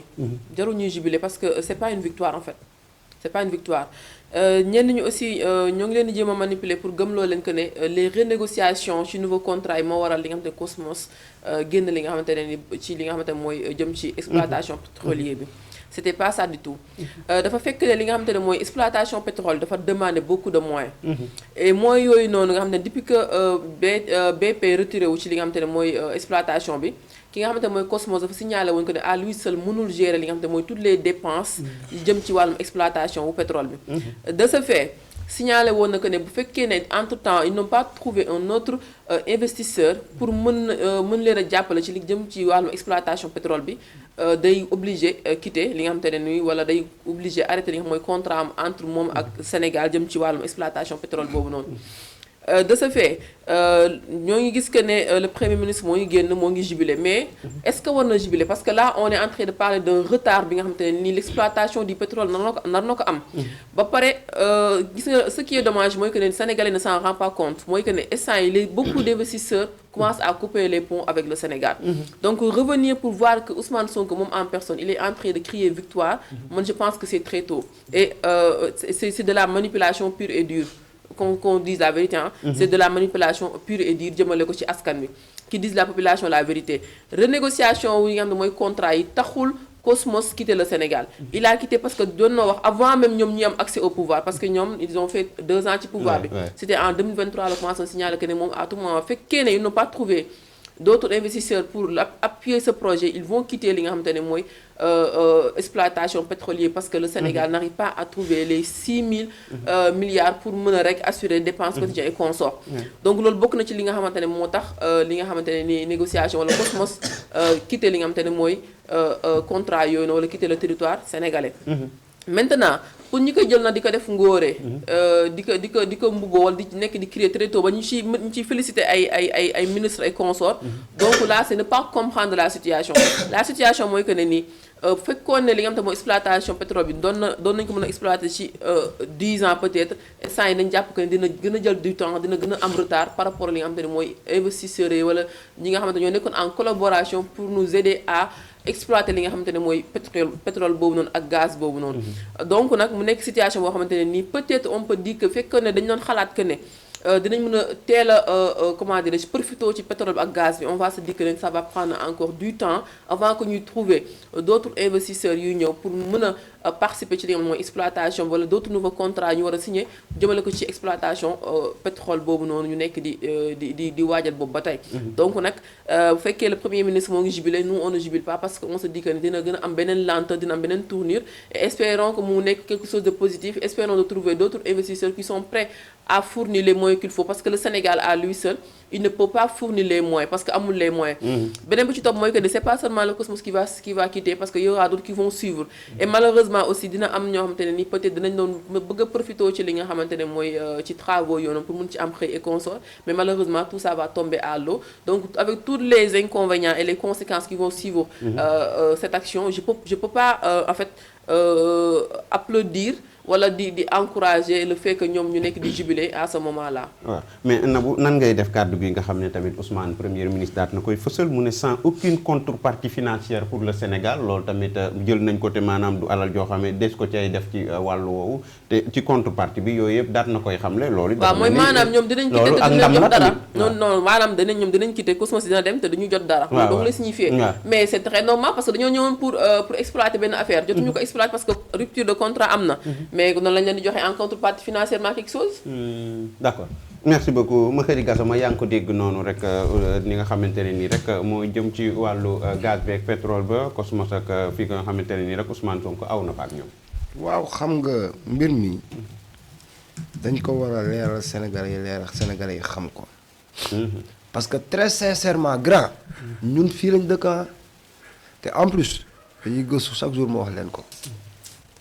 dañuy gëstu te réew mi commencé wul 2024 Sénégal 1960 la commencé yéen li ngeen di fekk yëpp ngeen ko fekk li ngeen di wax yëpp fi ngeen ko fekk gars yi ko créé gars yi ngeen di wax 1960 ba léegi ñi ñu waroon fusillé ak yooyu très sincèrement ENA bi ngeen jàngee sax Abdou Diouf moo ko réformé te pourtant nee ngeen ko war fusillé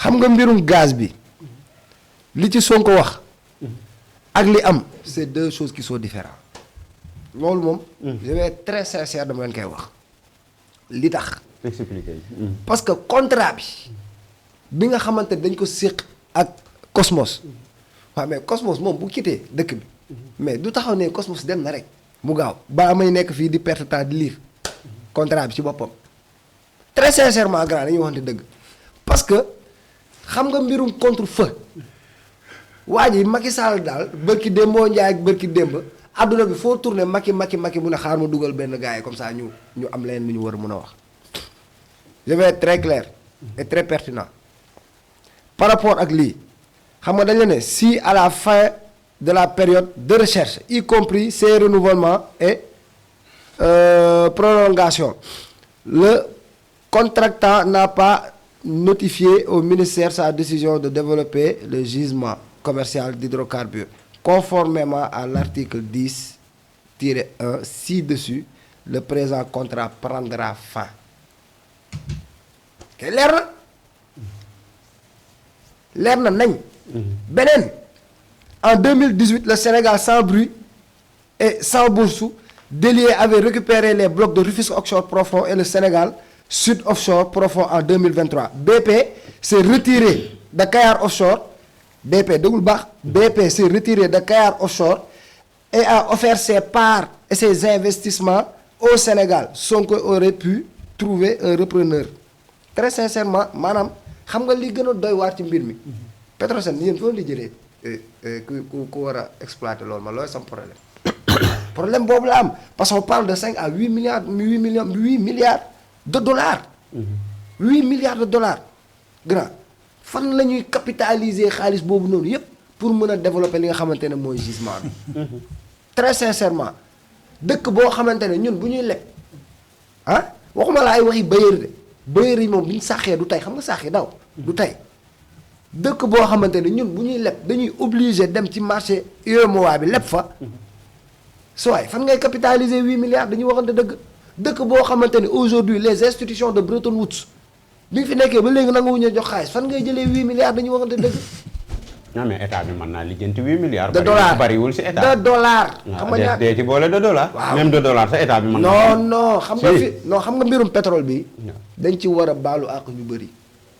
très sincèrement. comme kan. Alioune Sall suñu 400000. wala yéen da ngeen di fàtte man li ma wax kerew ma si dara fii laa ko fekk damay relater fee yi.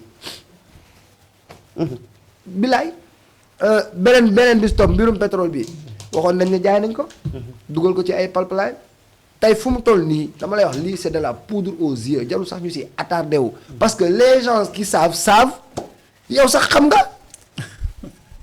non wóor na yàlla du ay caaxaan nit ñi xam nañ ñi mën a gëstu mën a dem xooli contrat bi lire ko xam nañ ce que le premier ministre a dit ça n'engage que lui très sincèrement.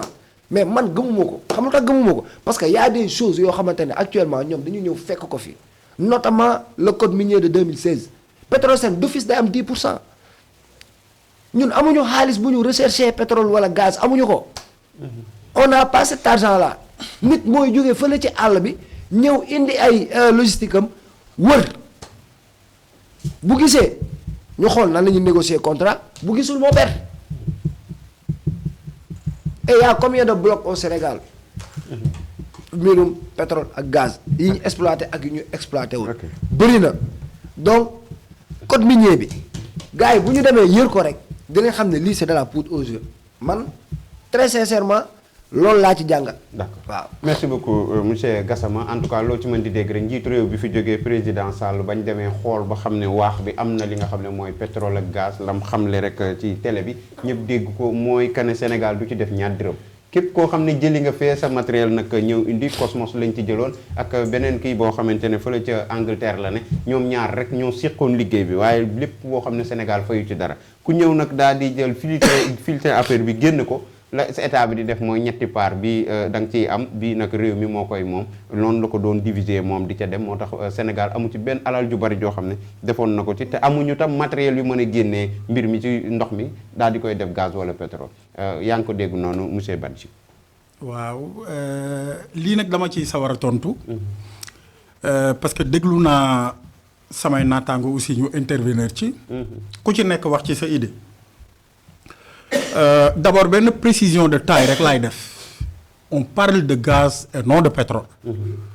On parle de gaz et non de pétrole. te li ñuy waxtaanee actuellement. c'est Yaakaar Teranga. bloc gazier. waaw. Cosmos la ko pouvoir bi fi jógee APR joxoon. mu nekkoon benn contrat boo xam ne 90-10 la maanaam Sénégal 10% la ci am Cosmos am ci 90%. Dans sa proposition mais aussi tamit dans ses promesses de campagne Ousmane Sonko avait dit aux Sénégalais que contrat yi niñ ko signé baaxul bu ngeen ma falee bu ma yéegee dinaa renégocier les contrats bi mu ñëwee tout récemment yàggul suñu plateau bii lañ toogoon di ko waxtaane il avait dit et il avait lancé les renégociations mais li ñu constaté woon sénégalais yu bari daan ko wax mooy négociation yi de antu lii keneen mënatu ko renégocier loolu la ñëpp doon wax en réalité disons-nous des vérités en face Ousmane Sonko dañ naan ko waaw góor dañ naan ko gàcc ngalaama parce que il a osé renégocier c'est ça la réalité. est-ce que contrat bi dañ ko renégocier. non maa ngi suivre nag. gars yi di ko wax à la suite du départ de BP. départ lañ lay wax rek xoolal tubaab la ñuy wax départ fu mu am foofu renégociation d'accord tubaab la ñuy wax maag yow. gis nga tey man ñoom ci kàllaa mooy kocc rek la ñuy def. non waaw non xaaral tubaab dama koy laf. déedéet xam nga waaw xam nga da nga ñëw ne ma départ. boo waxuloon départ bu doon dañ ko wax ci olof. dama naan la damay ñëwaat waxaat ak yow ci olof mais damay ñëwaat encore pour ñu ñuy suivre. c'est pas un départ. c'est pas un départ mooy dañoo dem. dañoo quitté. loolu de la journée bi ils n'ont pas quitté. Cosmos se retirer à la suite du départ. de BP. yaa ngi dégg ñoom ñaar ñëpp dinaa ñëw ci ñoom. dama la bëgg a xamal ne la. gis nga tey boo demee dans l'aventure ambiguë de Cheikh Ahmadou Kane. Samba Diallo bi ñuy wax ak la Grande Royale da ko ne le blanc est venu pour prendre nos enfants pour les amener à son école. lan la ko la Grande Royale tontu da ko ne laissez nos enfants aller à l'école du blanc. Il y en aura certains d'entre eux qui partiront et iront dans l'école du blanc mais ils ne reviendront plus, ils vont faire ce que fait le blanc. D'accord. Mais il y en aura parmi eux des gens qui partiront, des enfants partiront, ils apprendront l'art de convaincre sans avoir raison et ils reviendront demain pour défendre notre peuple. mooy lii tey léegi pour dellu si waat ci lii ma lay wax nii tey da ngay gis ne ce régime là est un régime décomplexé. C'est un régime décomplexé, c'est-à-dire on avait un régime complexé. Ils signaient des contrats, ils avaient le bic facile, le stylo facile, ils signaient aux gens des contrats comme ça. Ils avaient donné à Cosmos des parts de 90%. Loolu mine de rien c'est 30 ans d'exploitation yoo xam ne Sénégal 10% la ciy jël ci loo xam ne la constitution te li ngay wax ni fan lañ ko bind. nga ni li ngay wax ni fan lañ ko bind. demal nga xool les contrats. loolu la ñu bindante woon ak Cosmos. 90 ñun 10 Sénégal 10% la ci amoon personne 10% la ko Cosmos doon versé. li ma lay wax ni demal nga def ay recherche di nga ko gis mais li ma jaaxal mooy Ousmane Sonko génnoon na jamono yi di wax la renégociation des contrats ba mu ko waxee borom xam-xam yu bëri génn nañ ne ko li nga wax noonu demeewul noonu. waaw ñu bëri demande nañ. non ma ne lii ñuy wax waaw d'accord lii ñuy waxtaanee tel que Cheikh Yérim tel que Abdou Mbow tel que ñu bëri génn nañ ci ay borom xam-xam di mentir. tu me parles d'Abdou Mbow waaw tu me parles d'Abdou Mbow Abdou Mbow. non xaaral ma wax la dama ne la. waaw liñ toog nii di waxtaanee. médias yu bëri duñ ko waxtaanee. man nag dama koy waxtaan. le constat mu ngi noonu nag. et je t'encourage te dama la ci féliciter xam nga lu tax ma wax la lool. da ngay gis ne on a des réalités gis nga li ñuy wax nii chaque jour ma am lu ma la wax ci njeexitalu réew mi la gis nga yaakaar teraanga bii nii bi ñu ko xaymayee rek ci ay TFC maanaam ci genre puits de gaz yi mu yor c'est bi ñu ko xaymayee c'est 25 à 33 puits ñu naan ko TFC bu ci ne.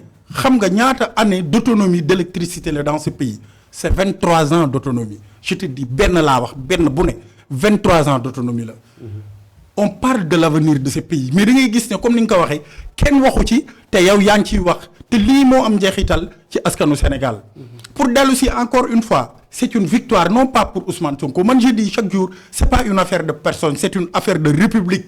Parce que lii on parle en termes de génération on parle en termes d'avenir pour ce pays kon Ousmane Sonko jëmu ju ndaw la par rapport ak lii da ci nekk nag benn soldat de la révolution boo xam ne day xeex pour l'intérêt de ce pays ma dellu si waat ci li ñuy wax nii sànq Nabou mu ngi koy wax mu nekk lu am solo muy wàllu financement bi nga xamante ne moom la ñu soxla pour jéem a jot ci suñu gaz boobu noonu jéem ko exploiter bi ñu koy wax sànq maa ngi dégg ma xale di ko wax ne 8 milliards la c'est pas 8 milliards c'est 900 millions de dollars. C'est 900 millions de dollars. boo ko xaymaa ci suñu xaalis c'est 1500 milliards. Est-ce que vous savez combien la diaspora fait rentrer dans ce pays chaque année? Combien la diaspora fait rentrer chaque pays dans ce pays chaque année? De manière officielle, c'est 2000 milliards. si je parle de manière officielle maanaam li nga xam ne dafa jaar ci cadre banque yi ñu koy dugal. li nga xam ne mën nañ ko tracer sans compter li nga xam ne kenn mënu ko retracer. par exemple man mi nga xamante ne maa ngi à l'étranger bëgg a yónnee nabu muy sama jabar. yow nga ne fa ne Italie ma ne la boo demee joxal ma nabu lii. xam nga loolu kenn mënu ko retracer. ma ñëwaat ne la boo demee joxal ma lii Sall joxal ma lii Faye. keneen ak keneen def loolu kon xam nga loolu mënuñu ko tracer. d'accord mais tam bu ma dem waaw voilà vas-y waaw taxaw non. waaw may ko mu daaneel léegi dama la bëgg a xamal ni la. gis nga pour financer cette affaire là. ne nous basons pas chaque jour dama leen koy répéter ne nous basons pas sur les banques internationales les institutions internationales xoolal tey boo xoolee avec les diaspora bonds yi le premier ministre doon wax en Italie.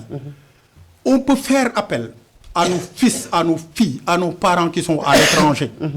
par rapport à cet argent regarde ces belles maisons qu'ils construisent ici au Sénégal c'est combien de milliards boo ko totalisé et pourtant cet argent là ils peuvent l'investir dans l'industrie sénégalaise dans l'économie sénégalaise ñoom dinañ ci am njeexital dinañ ci gis seen bopp mais aussi l'économie sénégalaise dina ci gis boppam population sénégalaise dina ci gis boppam. d'accord waaw non xaaral ma ñëw te beneen ma ko rek parce que fii may laal dama lay joxaat bon ñu déglu fi nga xam ne journal Tribune fësal na ko ñu déglu wax yi nga xam ne wax na ko. Bloc gazé Yaakaar Teranga la vérité Cosmos s'est retiré du Sénégal pour de partenaires pour 6500 milliards de francs CFA. C'est le 2 mars dernier que le géant américain avait annoncé son retrait du projet Yaakaar. Ce retrait fait suite à l'incapacité de trouver un partenaire adéquat et de s'accorder avec le gouvernement sénégalais sur un concept de développement commercialement viable mu ngoog mais nag journal bi toujours seeni bind dafay taqaarloo.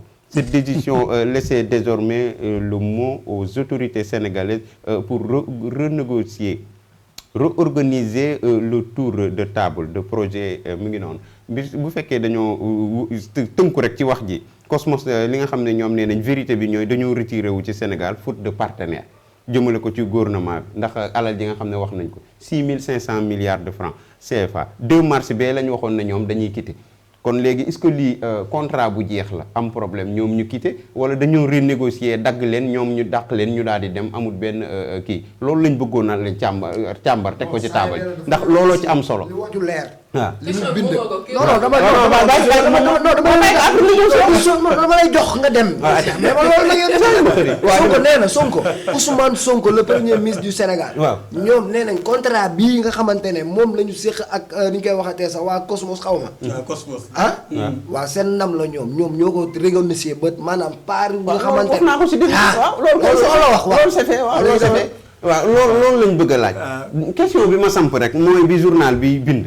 nee na dëgg mooy Cosmos dafa retiré wu ndax faute de partenaire yoo xamante ne alal ju tollu ci 6500 milliards. loolu la te ñoom bëggoon nañoo dem 2 mars bee passé waaw loolu laa bëggoon a xam ne ma ne contrat bi Ousmane moo ñëw renégocier ko ba xam ne gaañikat ñii dañu doon nax jublu leen seen bagage ngeen dem wala ñii ñoo amuloon app ba wees na ñoom lañ doon liggéey nag Sénégal gisuñu li nga xamante ne mooy faute de partenaire alal jii ma lim ñu daal di jël seeni bagage dem ñaar yi ban moo ci am na bu ci am. dama ni la. waaw boo bëggee dégg ci télé laay waxee. waaw il y a eu renégociation. fii de bindu est-ce que vous me comprenez yàlla bindu non déglu ma non dinañu journaux yi defal naa waaw déglu journaux bi tamit. waaw dafa bàyyi ko mu téeméer ñu mën aussi ñu mën ko répondre par rapport ak muy wax parce que fekkee yéen a ngi waxante ni ñu mën a argumenter aussi. parce que j'ai pas mal de questions à lui poser mais j'arrive pas à lui poser parce que. non di nga poser dafa ndànk rek. waaw dama ne na boo may xaar yow. waaw man lay xaar. mayal na bu xoolal bu ma la waxee dëgg. régime bi en place. li mu waxoon loolu la def dafa ñëw ils sont en train de renégocier. li ñu defoon ICS ak indien yi looloo nekk di continuer boo bëggee dégg contrat yi ni ñu ko signé woon baaxul est-ce que dégg bu baax li ma la wax maanaam la tactique du pourcentage des 90 à 10 ñun 10% rek lañ ci daan am non te bu ma la waxee dëgg rek li ci kanam raw li bët ci télé laay waxee dama ni la le Sénégal les acteurs économiques de ce pays banques yeeg diaspora bi ils vont financer l'exploitation de ce gaz et le gaz nous reviendra et nous allons produire énormément de gaz dans ce pays et le Sénégal sera autonome au plan de l'électricité. dama lay jox benn misaal bu ndaw tey le cas du Nigeria. Est-ce que xam nga ne le premier producteur et le premier raffineur de pétrole au Nigeria est un Africain? Il s'agit de Aliko Dangote. La Banque mondiale est en train de faire une très grande pression sur l'État du Nigeria pour que Aliko Dangote mën a arrière ci affaire yi. C'est-à-dire occidentaux yi bu ñu waxantee dëgg ànd ceeg institution yu mag yi seen objectif mooy mettre la main sur les ressources mais sur l'énergie des Africains. D'accord. Il faut que Africains yi comprendre une chose gis nga BP mi ñuy wax nii. BP BIP la woon. Iran la nekkoon. Le premier ministre Mossadegh bi mu ñëwee dafa jàmmarloo ak ñoom ba ñu nationaliser le gaz mais aussi le pétrole iranien léegi pourquoi pas ñooñu li ñu def ñun ñu def ko tey sànq maa ngi dégg Nabou di ko wax maa ngi dégg moom mu di ko wax mu nekk lu am solo muy l'or noir le pétrole. Pétrole liñ ci mën a am dafa bari. dañ ciy am chaque jour ma wax ko fii dañ ciy am kérosène. dañ ciy am essence. am si GPL le gaz pétrolier liquéfié. bi ñu toggee ci biir kër yi. am ci mazout am ci huile. am ci nafta moom la ñuy jël di ci defar plastique bii. 6000 produits dérivés. jeex na ay déchets la di ci defar lu ne. kon loolu tey ñun bu ñu ko jëlee raffiné ko chez nous ban njeexital lay am dans l'économie du Sénégal man bu chaque jour dafa am loo xam ne moom laay wax ji c'est pas Ousmane Sonko bien que foofu laa far mais wax ji lan la mooy li ñuy def na ci Sénégal am njeexital man nag Sénégal dama ni bu ñu demee man tey ba ci parti bi ma bokk bu ñu demee man ba ma gis ne la ñuy def luy salfaañee d'abord ak yelleef doomu aadama yi benn la mais aussi tamit li muy def Sénégal gisu ci amu ci njeexital damay rocceeku ndànk nekk ji ci leneen. parce que li wér ba wóor gis nga tey bi may ñëw fii yàlla xam na ko débat bii ñuy waxtaane nii moo tax sax ma gën a ñëw mais bu ma la waxee dëgg dama doon xëy. mais dama ne jaral na ma ko parce que Sénégal la ñuy waxtaane. merci beaucoup Nabou yaa ngi ko dégg 2 mars dernier le géant américain bi bëggoon a retiré wu ci li nga xam ne mooy projet Yaakaar. Effectivement bu ñu sukkandikoo ci li nga xamante ne moom la ñu am comme ay preuves concernant contrat yeeg ak li nga xamante ne moo nekkoon proposition yoo xam ne defoon na ko parce que li mu wax dëgg la Sénégal moo ñu ñor moo la ñor moo ñor képp ku fi nekk bon démb am na lu ma wax ma ne man sénégalaise nga am na lu ma wax démb ma ne man du ma je déteste pas la personne en fait mais nit ki manière gi muy doxalee laa nanguwul gis nga dafa am ay réalités yu nekk ci pétrole bi xam nga mooy lan Sénégal moom pétrole bi c'est vrai te li mu wax sànq aussi dëgg la dama ko ci fekk si ndax yàgg naa ko kaas ci plateau mooy que ne tubaab bi à chaque fois dañuy jéem a xool li nga xam ne moom la askan wi moom lan la africain yi moom pour jëm ci mettre la main bu ñu xamee ne lii ça va participer à votre développement dañu lay jéem a étouffer tout simplement parce que ça leur profite pas parce que l'évolution de l'Afrique vraiment ça leur ne profite à rien loolu cas à part la revenons sur l'exploitation ci li nga xam ne mooy gaz bi comme pétrole bi sans que wax nga ko on parle de l'exploitation du gaz tantôt du pétrole mais ce sont deux choses qui vont en pair parce que li indi pétrole moo indi gaz bi et on a des puits yoo xamante ne nii peut-être mën nañu ko exploiter am ci dara comme aussi mën nañu ko exploiter bañ ci am dara dañoo supposer parce que exploiter guñ ko maintenant bu fekkee ne risque la Sénégal signé contrat avec des partenaires avec d'autres pays ci signature contrat yooyu noonu ils ont pris en compte le fait que peut-être mën nañ ci am gagnant comme mën nañ ci am lu ñu ciy perdre parce que ñoom ñooy indi matériel ñooy indi li nga xam te mooy tout ce qui est ressource pour pouvoir exploiter ce pétrole et ce gaz donc day mel ni comme si man ma ne la sama kër am naa fa ceeb mais mënuma togg nga ne ma dinaa la indil fourneau dinaa la indil ci nag console lépp lu ci jëm mais su ma yàq dinaa la tibbal mais ma dinaa tibbal sama bopp tibbalaale samay dëkkandoo comme noonu la ñu ko defee Sénégal am na droit wax d'accord je suis d'accord avec ça comme mën na wax je ne suis pas d'accord avec ça maintenant ñu xool par rapport ak li nga xamante ne mooy tout ce que li nga xamante ne nii mooy nécessaire pour ñu mën a exploiter ce pétrole là et que ñu trouver que ne Sénégal mu ngi ak li nga xamante ne mooy le pétrole et le gaz mais malheureusement il n'a pas les ressources ni les moyens pour mën ko exploiter donc il était obligé peut-être mu def en contrepartie yenn kii mu bàyyi yenn yi mu jàll ci côté contrat yi mu jàll Ousmane Sonko fait peut-être wala gouvernement Diomaye mën na ñëw gis ne que ne Macky Sall li mu signé baaxul parce que nul n'est parfait, il n'y a que Dieu qui est parfait. Donc, ce que trouver que c'est normal, Eric wala ki nga xamne moy Gassama mën nañu trouver que li c'est pas normal. Mën na ci trouver ay failles.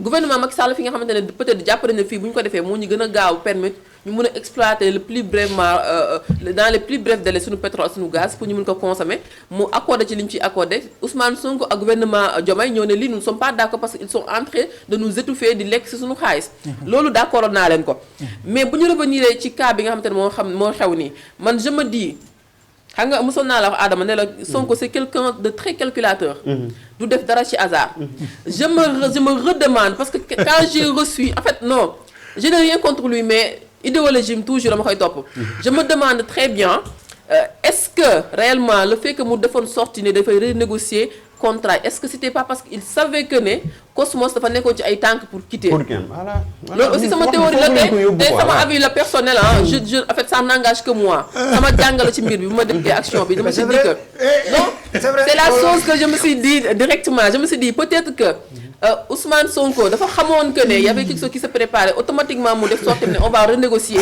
et ces renégociations là lui ont permis aujourd'hui muy justifier que ne tey jii moom ci renégociation lañ basé pour Cosmos quitter le pays et que malheureusement beaucoup de gens savent que parce que gis nga bu ñu naxane suñu biir on a beau à maîtriser li nga xam ne mooy la géopolitique on a beau à maîtriser li nga xam ne mooy xew à l'extérieur mais il y a des Sénégalais qui sont très bien informés et que quand l'information est sortie et que Ousmane Sonko a fait li nga xamante ne mooy déclaration il y a eu beaucoup de gens qui ont démenti dès que il a fait son point de presse pour dire que dañuy def négociation ils ont carrément nié certaines choses ci li nga xamante ne moo jëm ci renégociation deuxièmement bi mu génnaatee encore di wax ci waxu Cosmos di wax naan day féliciter certaines personnes du gouvernement des gens sont sortis pour dire ñett musul am nii ak nii la demee il est en train de profiter si te li muy profiter wala li mu nekk di applaudir là c'est mën nañ ne defar la benn instant ci côté sénégalais et les gens sont en train d'applaudir ça je n'ai rien contre le fait que ñu dañuy renégocier waat les contrats non bu fekkee ne dañoo xam ne li ñu nekk di négocier ni moo gën ci ñun je suis parfaitement d'accord avec vous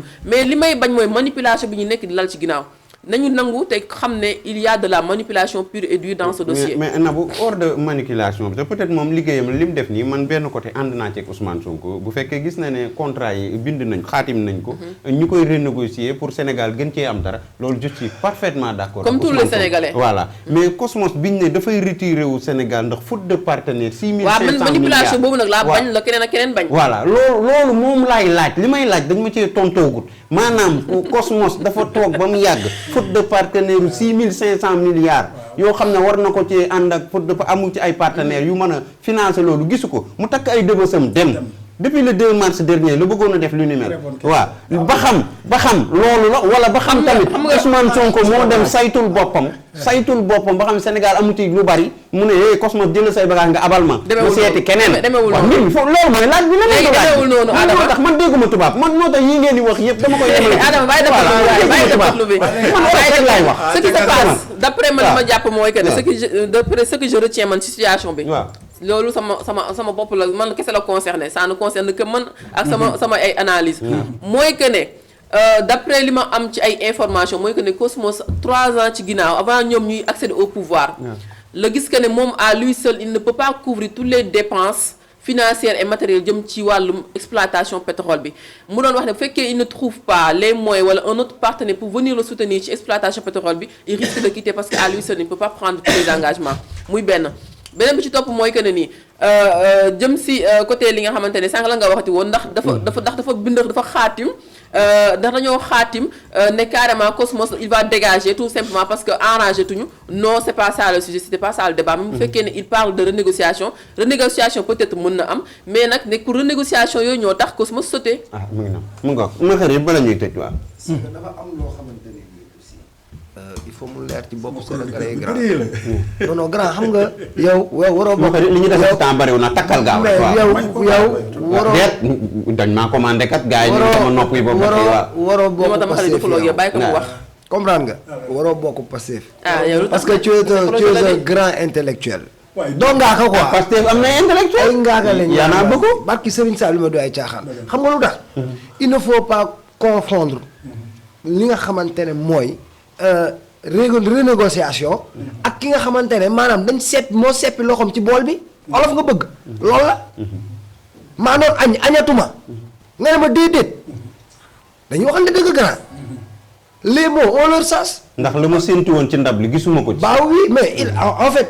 en quelque sorte en 2025 par rapport à ta question ma extrapolé ko tuuti ils ont enregistré une perte de 377 milliards millions de dollars tout simple en 2025 le 4 mars entre le 2 ak le 4 mars la ñu jël décision que dañuy quitter faute de quoi parce que amuñu investisseur moo xamante ne aujourd'hui dina mën a ñëw kii yeneen perte yi waa grand dañuy waxante dëgg logique pour logique quoi man damay nekk ci benn kër di investir rek xawma lii kañ lay sotti man kon na toog fa dañuy waxante dëgg c'est ce qui s'est passé en quelque sorte léegi nag problème bi xam nga lan la pour ñu wax ak sénégalais ñu comprendre mbirum gaz bi man luy sama problème man benn problème laa am mais aada ñoom leer na ma leer yàlla ni du ñu am investisseur ni ma leeree ni su ma jógee non déglu ma yéene leen ko rek nag non xam nga luy problème bi xam nga nit balaa ngay am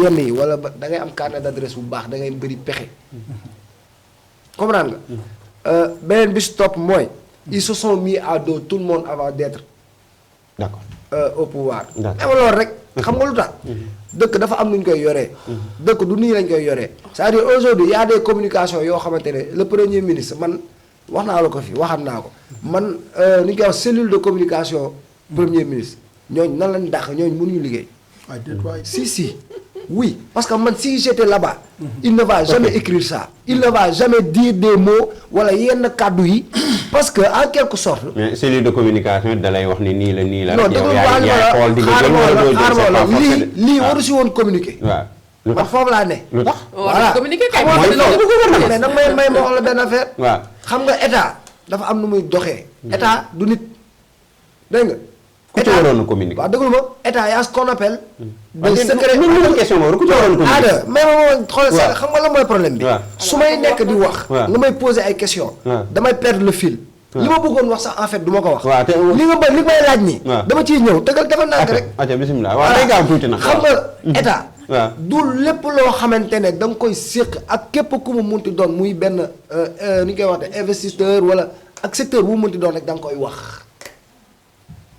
am na loo xamante ne bu ñu ko waxoon dëkk bi toj te ñu ngi seen biir ñoom mais ñoom ñoo ci woote ñun jub jubal jubal. xaar rek ci ñun lu ñu xam téye ko nii oui est-ce que loolu ak lii bokkul non dama lay wax waaw. xam nga am na yoo xam ne ñoom duñ ko wax ah bon. duñ ko wax parce que dafa rafetul te ñoom ñoo ko def lii intérêt Sénégal léegi par Ousmane rapport war na ci non wax par rapport ak Sénégal nag waaw. gis nga la communication de premier ministre ak ku mu munti doon ci gouvernement bi parce que ñoom nu leen neex nañu communiquer toog nañ fii le président de l'Assemblée nationale ne Al Mujaddid dem na Arabie Saoudite mi ngi ñëw dina indi ni ñu koy waxtee sax charité bu duun teg ko fan pourtant am na bi mu ñëwee indi na xaalis fan la ko teg ah indi na alal xaawuy ma xam nga fan la xam nga xaalis waaw. daa am nu ñu koy lebee waaw. boo koy leb bu fekkente ne yaay premier ministre du Sénégal booy génn pour Sénégal il faut communiquer D'accord. si je te dis que la communication du premier ministre pose problème elle pose problème D'accord. parce qu'aujourd'hui même waxtaan bi am entre le président de la République sax premier ministre day toog wax ko ci télé ñëpp di ko dégg yaa mais de maanaam léegi amatul footu biir Sénégal léegi lépp la nit ñi di xam ok non très sincèrement li may wax ni ça me tient à cœur parce que ils peuvent gérer cet état là normalement très normalement am ay résultats mais wax ji bari ji moo leen di yàqal D'accord. parce que lii ñun on a d'autres urgences yoo xamante ne saa ñun fa lañ ne lii dama la ne xam nga lan la effet d'annonce la maanaam c'est de la poudre aux yeux dis-moi pourquoi ñun nag dañu nekk ay xale politiciens jaar école de parti xam ay pexe liñ ci xam bariwul ba amuñu xam-xam mais xam nañ pexe yi politiciens maanaam balaa ngaa ne naam sax amaana ñun suñu xel dafa dem dañ jàgg politique parti socialiste lañ jaar d'accord soo waay déglu rek xam nga lu ñu naan effet waaw xam nga lu ñu naan effet d'annonce waaw. poudre aux yeux d'accord lii xew ba xew mooy xam nga lan la la candidature du président ça le dérange aura bi mu am actuellement ça vous dérange très sincèrement mooy li am bu leen jaralee ngeen dem ba États-Unis di jël xaalis di def ay affaires di def nangam ak nangam pour Macky Sall bañ a nekk secrétaire général ONU parce que ñoom kaa moom la benn affaire de li ñu leen dul wax man laa lay wax la plus haute fonction du monde bés bu ko Macky Sall nekkee ñii waxuma la 2029 de mais 2028 ñoom ñooy génn boot dëkk bi dama lay wax rek lu leen koy génn oui xam nga nag il faut que nit ñi di comprendre ay affaires yu bëri je t'ai dit la plus haute fonction du monde waaw. monde entier laa la wax de bés bu ko occupé mais c'est le retour de l'APR lii maa la ko wax xam nga lu tax parce que levier yi muy am xam nga levier yi muy am ak outil de travail yi muy am ak réseau yi nga xamante ne ci lay ne ak nit ñi nga xamante ne aujourd'hui dañuy bëgg maanaam li ko neex parce que poste bi mu rattaché wu la li ma lay wax c'est très important jàppal maa la ko wax bindal tee bés bu Macky Sall maa la ko wax fii tey bindal tee man sama wax bu tey bindal tee bés bu nekkee secrétaire général ONU c'est la fin de Pastef ñoom loolu lañ xam moo tax ñuy nekk. mais mën na bañ a nekk fin de Pastef. non Macky Sall sénégalais la boobaa day dimbali gouvernement bi ci yenn yu bare bare bare. non xam nga grand bi sama grand. Macky Sall am na esprit de non très sincèrement dépassement. non xam nga grand bi sama grand la. waaw mais man li ma lay wax ni man Sénégal la on parle des intérêts sénégalais. li ma lay wax ni c'est-à-dire aujourd'hui le Pastef n'est pas bon pour le Sénégal. dinañ ko bàyyi xel loolu mooy dinañ ko dem. bàyyi xel waaw très rapidement yow it rek waaw mu ko. li ma ci bëgg a wax mooy. wax bu feebaree. nopp yi koy dégloo war a wér. waaw wax nañ ko de. te fu tànk mënta yegg. xel fa yegg. dama ni la. gis nga sa waay li mu fiy wax ni logique da ci amul. te benn bu ma dellu see sànq ci li ñu doon wax mooy li nga laajte sànq le départ de Cosmos. wala dañu amul man damaa samp laaj de. da nga samp laaj. dama ni la loolu gëmuma ko xam nga lu tax. li tax ma ne la wax bu feebaree nopp yi ko dégloo war a wér. yow nga ñëw def sa prospection yow Cosmos. ba gis ci yaakaar teraanga ñuy werante entre 23 25 ak 33 TFC. de gaz. nga dem yow ba nga xam ne ci exploitation ngeen toll nga ne amoo partenaire tu te retires. gëmuma lool. d'accord xam nga lan la ñoom ñoo ko non may ma rek xam nga lan la. waaw gars yi nañ waxante dëgg. gëmoo loolu wala loolu amul. waaw non. gëmu ko. gëmoo ko d'accord. non amul gëmu ko. Sonko bi mu ñëwee. waaw dañu leen damay renégocier ñu ne ko manta ne. il a renégocié il a gagné. loolu rek la nañ ñu ko nangul. mu ko. qu'est-ce qu'il a gagné beneen bi waaye seppi loxoom beneen day bi gagné. mooy Macky Sall mi may wax. c'est dommage nag liñ ma cëree la ci waxtu bi dépassé naa maîtriser 15 minutes waaw waaw déedéet liñ ma cëree commandé wu ma sama bopp nag doy na tëggal rek beneen bi mu lay wax ci wàllu Macky Sall au niveau de boo xool li la neex rek waaw c'est un non événement. voilà d'accord c'est un non événement gis naa ne nag instant yi. médias yëpp dañ koy waxtaanee. nañ waxtaan ci njeexitalu Sénégal. D'accord. parce que li wér ba wóor. ah déet lay du non événement nag yow it benn Sénégalais mosul non d'accord ma ak moom ko boo ko jàppee man jàppale wu ma ko. non lii am na solo waaye lee am na solo. aussi. waaw xam nga lu tax man la c'est un non événement. waaw yow Sénégal Afrique bi la waroon faral. presque 22 pays africains. Ah, non, non. yëpp ils se sont. mu ngi non, 78 la am. déedéet d'accord naa journal peuple moo dama ne la 78% la. sondage bi moom moo jiitu 78%. les pays de l'Union africaine combien de pays l'ont supporté. waaw am na 50 pays Afrique. Non. 5 képp kiiwul. non. ah non la waaye yow waaye santal gërëm. santal gërëm après dina ñëwaat. la résolution du président de Burundi. waaw. résolution bi mu def xam nga moom mooy président Union africaine. waaw. man li may wax dama lay jox nga téye laa la wax. résolution bi mu def pour soutenir la candidature de Macky Sall la dëkk yi yenn dëkk africains yi lañ ne d'accord ñu ci procédure boobu noonu. léegi nañ leen may temps pour ñoom ñu xool nan la ñuy ndax la ñuy soutenir ou soutenir à l'heure où je te parle. par rapport au sondage il est à 78%. loolu muy benn. moom la li ci kanam raw li deuxièmement waaw dama nag deuxièmement. li ci kanam waaw raw li deuxièmement à l'heure où je te parle 50 pays africains soutiennent la candidature du président Sall. xaaral ma ñëw waaw. xaaral ma le monde arabe nel benn. waaw.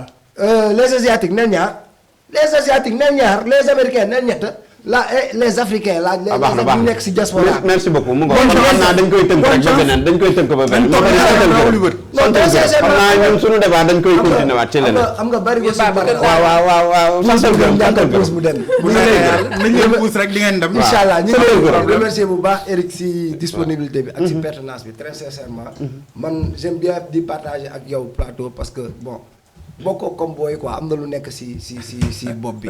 di remercier Nabou di remercier Adama di jégaluwaat ñoom Omar ci li nga xamante ne mooy seen temps bi ñu lekk. di remercier ñëpp di ñaan yàlla ñu yendu jàmm ci ajuma ji. jaajëf na bu santal gërëm mu ngoog. Eric an sama ngalax.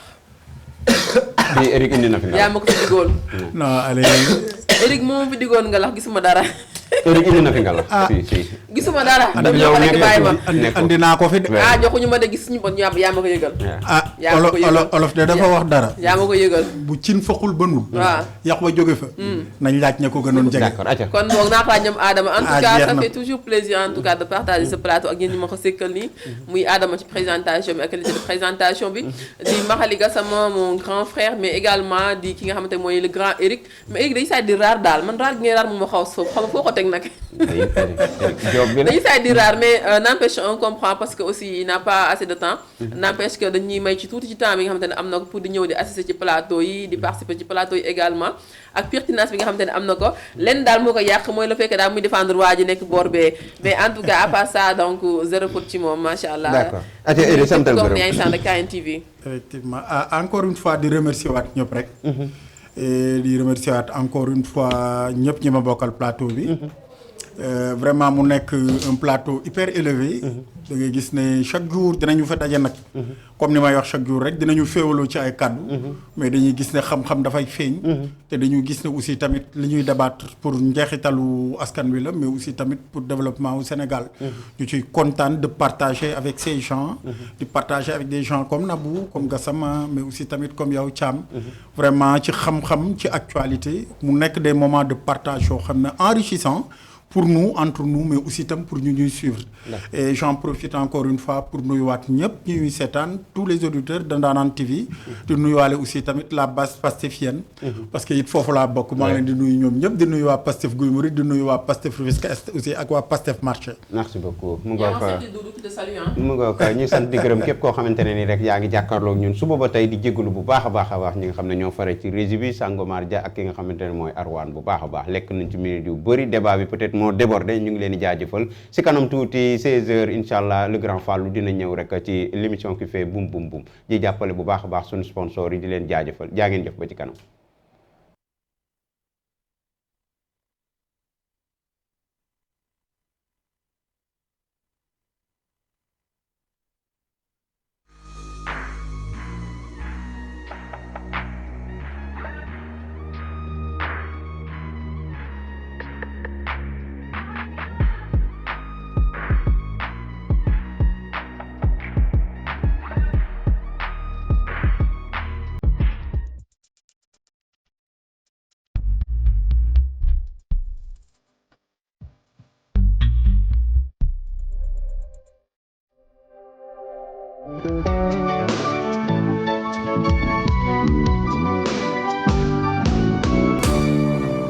Bienvenue à la bijouterie Teranga Gold. Bijouterie Teranga Gold nekk fii ci Rufisque quartier Diokhom jàkkaarloo ak route nationale bi bijoux yu tendance bijoux yu moderne bijoux rafet boole qualité ak garantie képp ku ko bëgg fii ci bijouterie Teranga Gold nga ko mën a amee.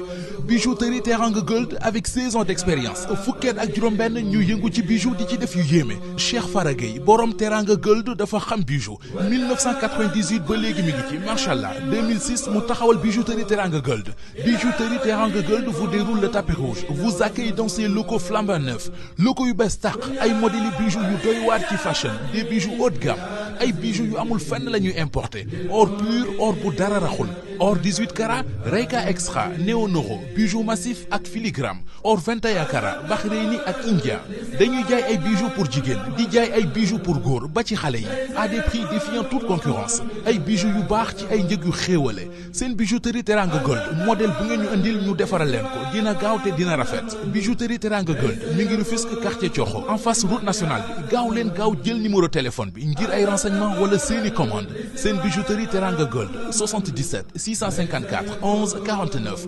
77 654 11 49 bijouterie Teranga Gold ku fi ñëw sa coono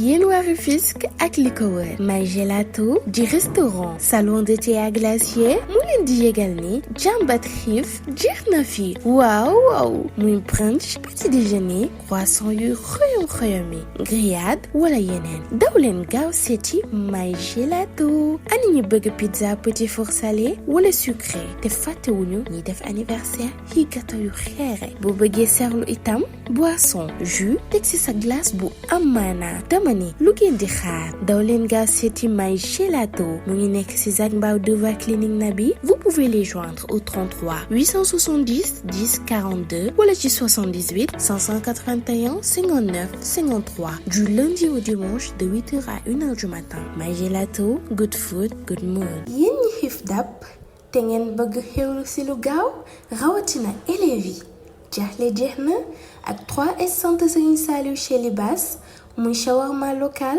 hamburger local omelette sur le plat pâton, petit pois, nambé, tacos, nem, bonbon, café Touba, was, jus buy bu ànd ak menthe lépp si njëg yu xéwale. Oho maa ngi tàkkamte ko sax kon nag daw leen gaaw seeti waa 3SN de Serigne Saliou chez Libaas set na gaaw na te sell na teg si mi ngi biir dëkku Maam Kumba Lamb adresse Kër Kaw Rufisque école Matar Seck téléphone 76 826 55 84 ak les 3SN de Serigne Saliou chez Libaas xewlu yu muri de.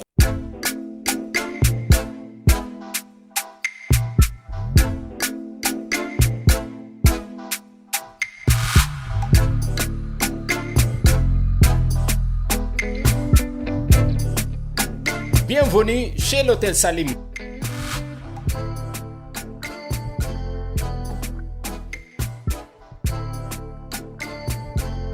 L'Hôtel Salim se trouve au Lac Rose dans le département de Rufisque. Il est appelé communément le paradis sur terre.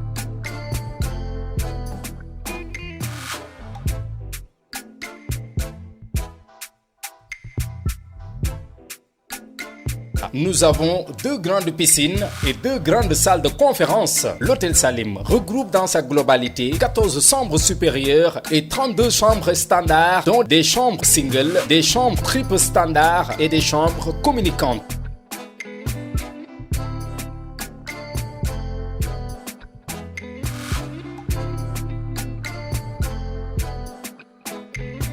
Nous avons également 2 restaurants buffets à volonté tous les week-ends et fériés. Miam miam. Des activités team building pour les entreprises, des déjeuners sous tente Khayma sur la plage avec une belle fraîcheur.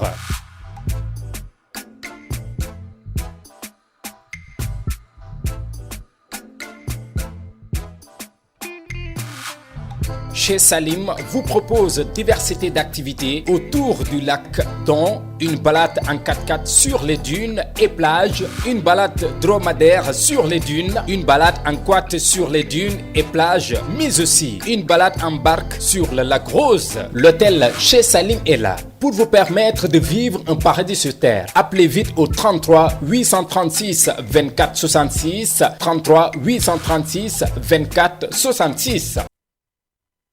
Pour s'habiller chic, classe et glamour, Kër Ndanane vous ouvre ses portes. Waaw ubbil na leen ay buntam. Kër Ndanane shop, habillement, accessoires, ay marque italienne. Boo duggee Kër Ndanane ba génne, ñu xam ne dëgg nag différence am na. Yow mi seet sac bu am classe, sac de marque, sac bu glamour, yow mi nga xam ne nag ay robe ngay wër, ay ensemble, combinaison, ay chaussures de marque. Façon boo leen ci bëgg. Fii mooy Kër Ndanane, butigu Ndanane yi, butigu star yi, fii rek la. Kon nag def leen ni moom. Erika amul benn secret fudul Kër Ndanane fu mu génne fu nekk marqué la différence. Adresse bi Rufisque arrêt Sonadis derrière pharmacie Astel. Téléphone 33 836 54 23 wala 77 831 82 30 wala ngeen contacter ñu sunu WhatsApp 0039 34 53 24 15 02. dama ne du bandi sañse rek ngay wër. Kër Ndanane moo lay jox li nga bëgg.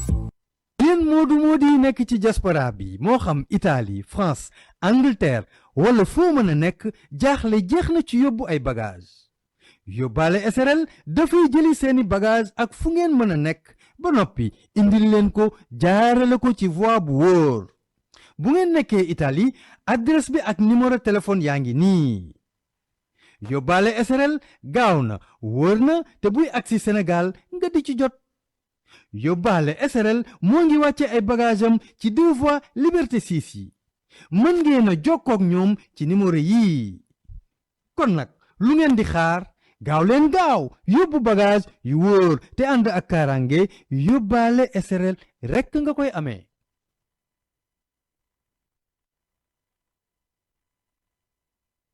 salaam Timbuelda mbaa yéen a ngi si jàmm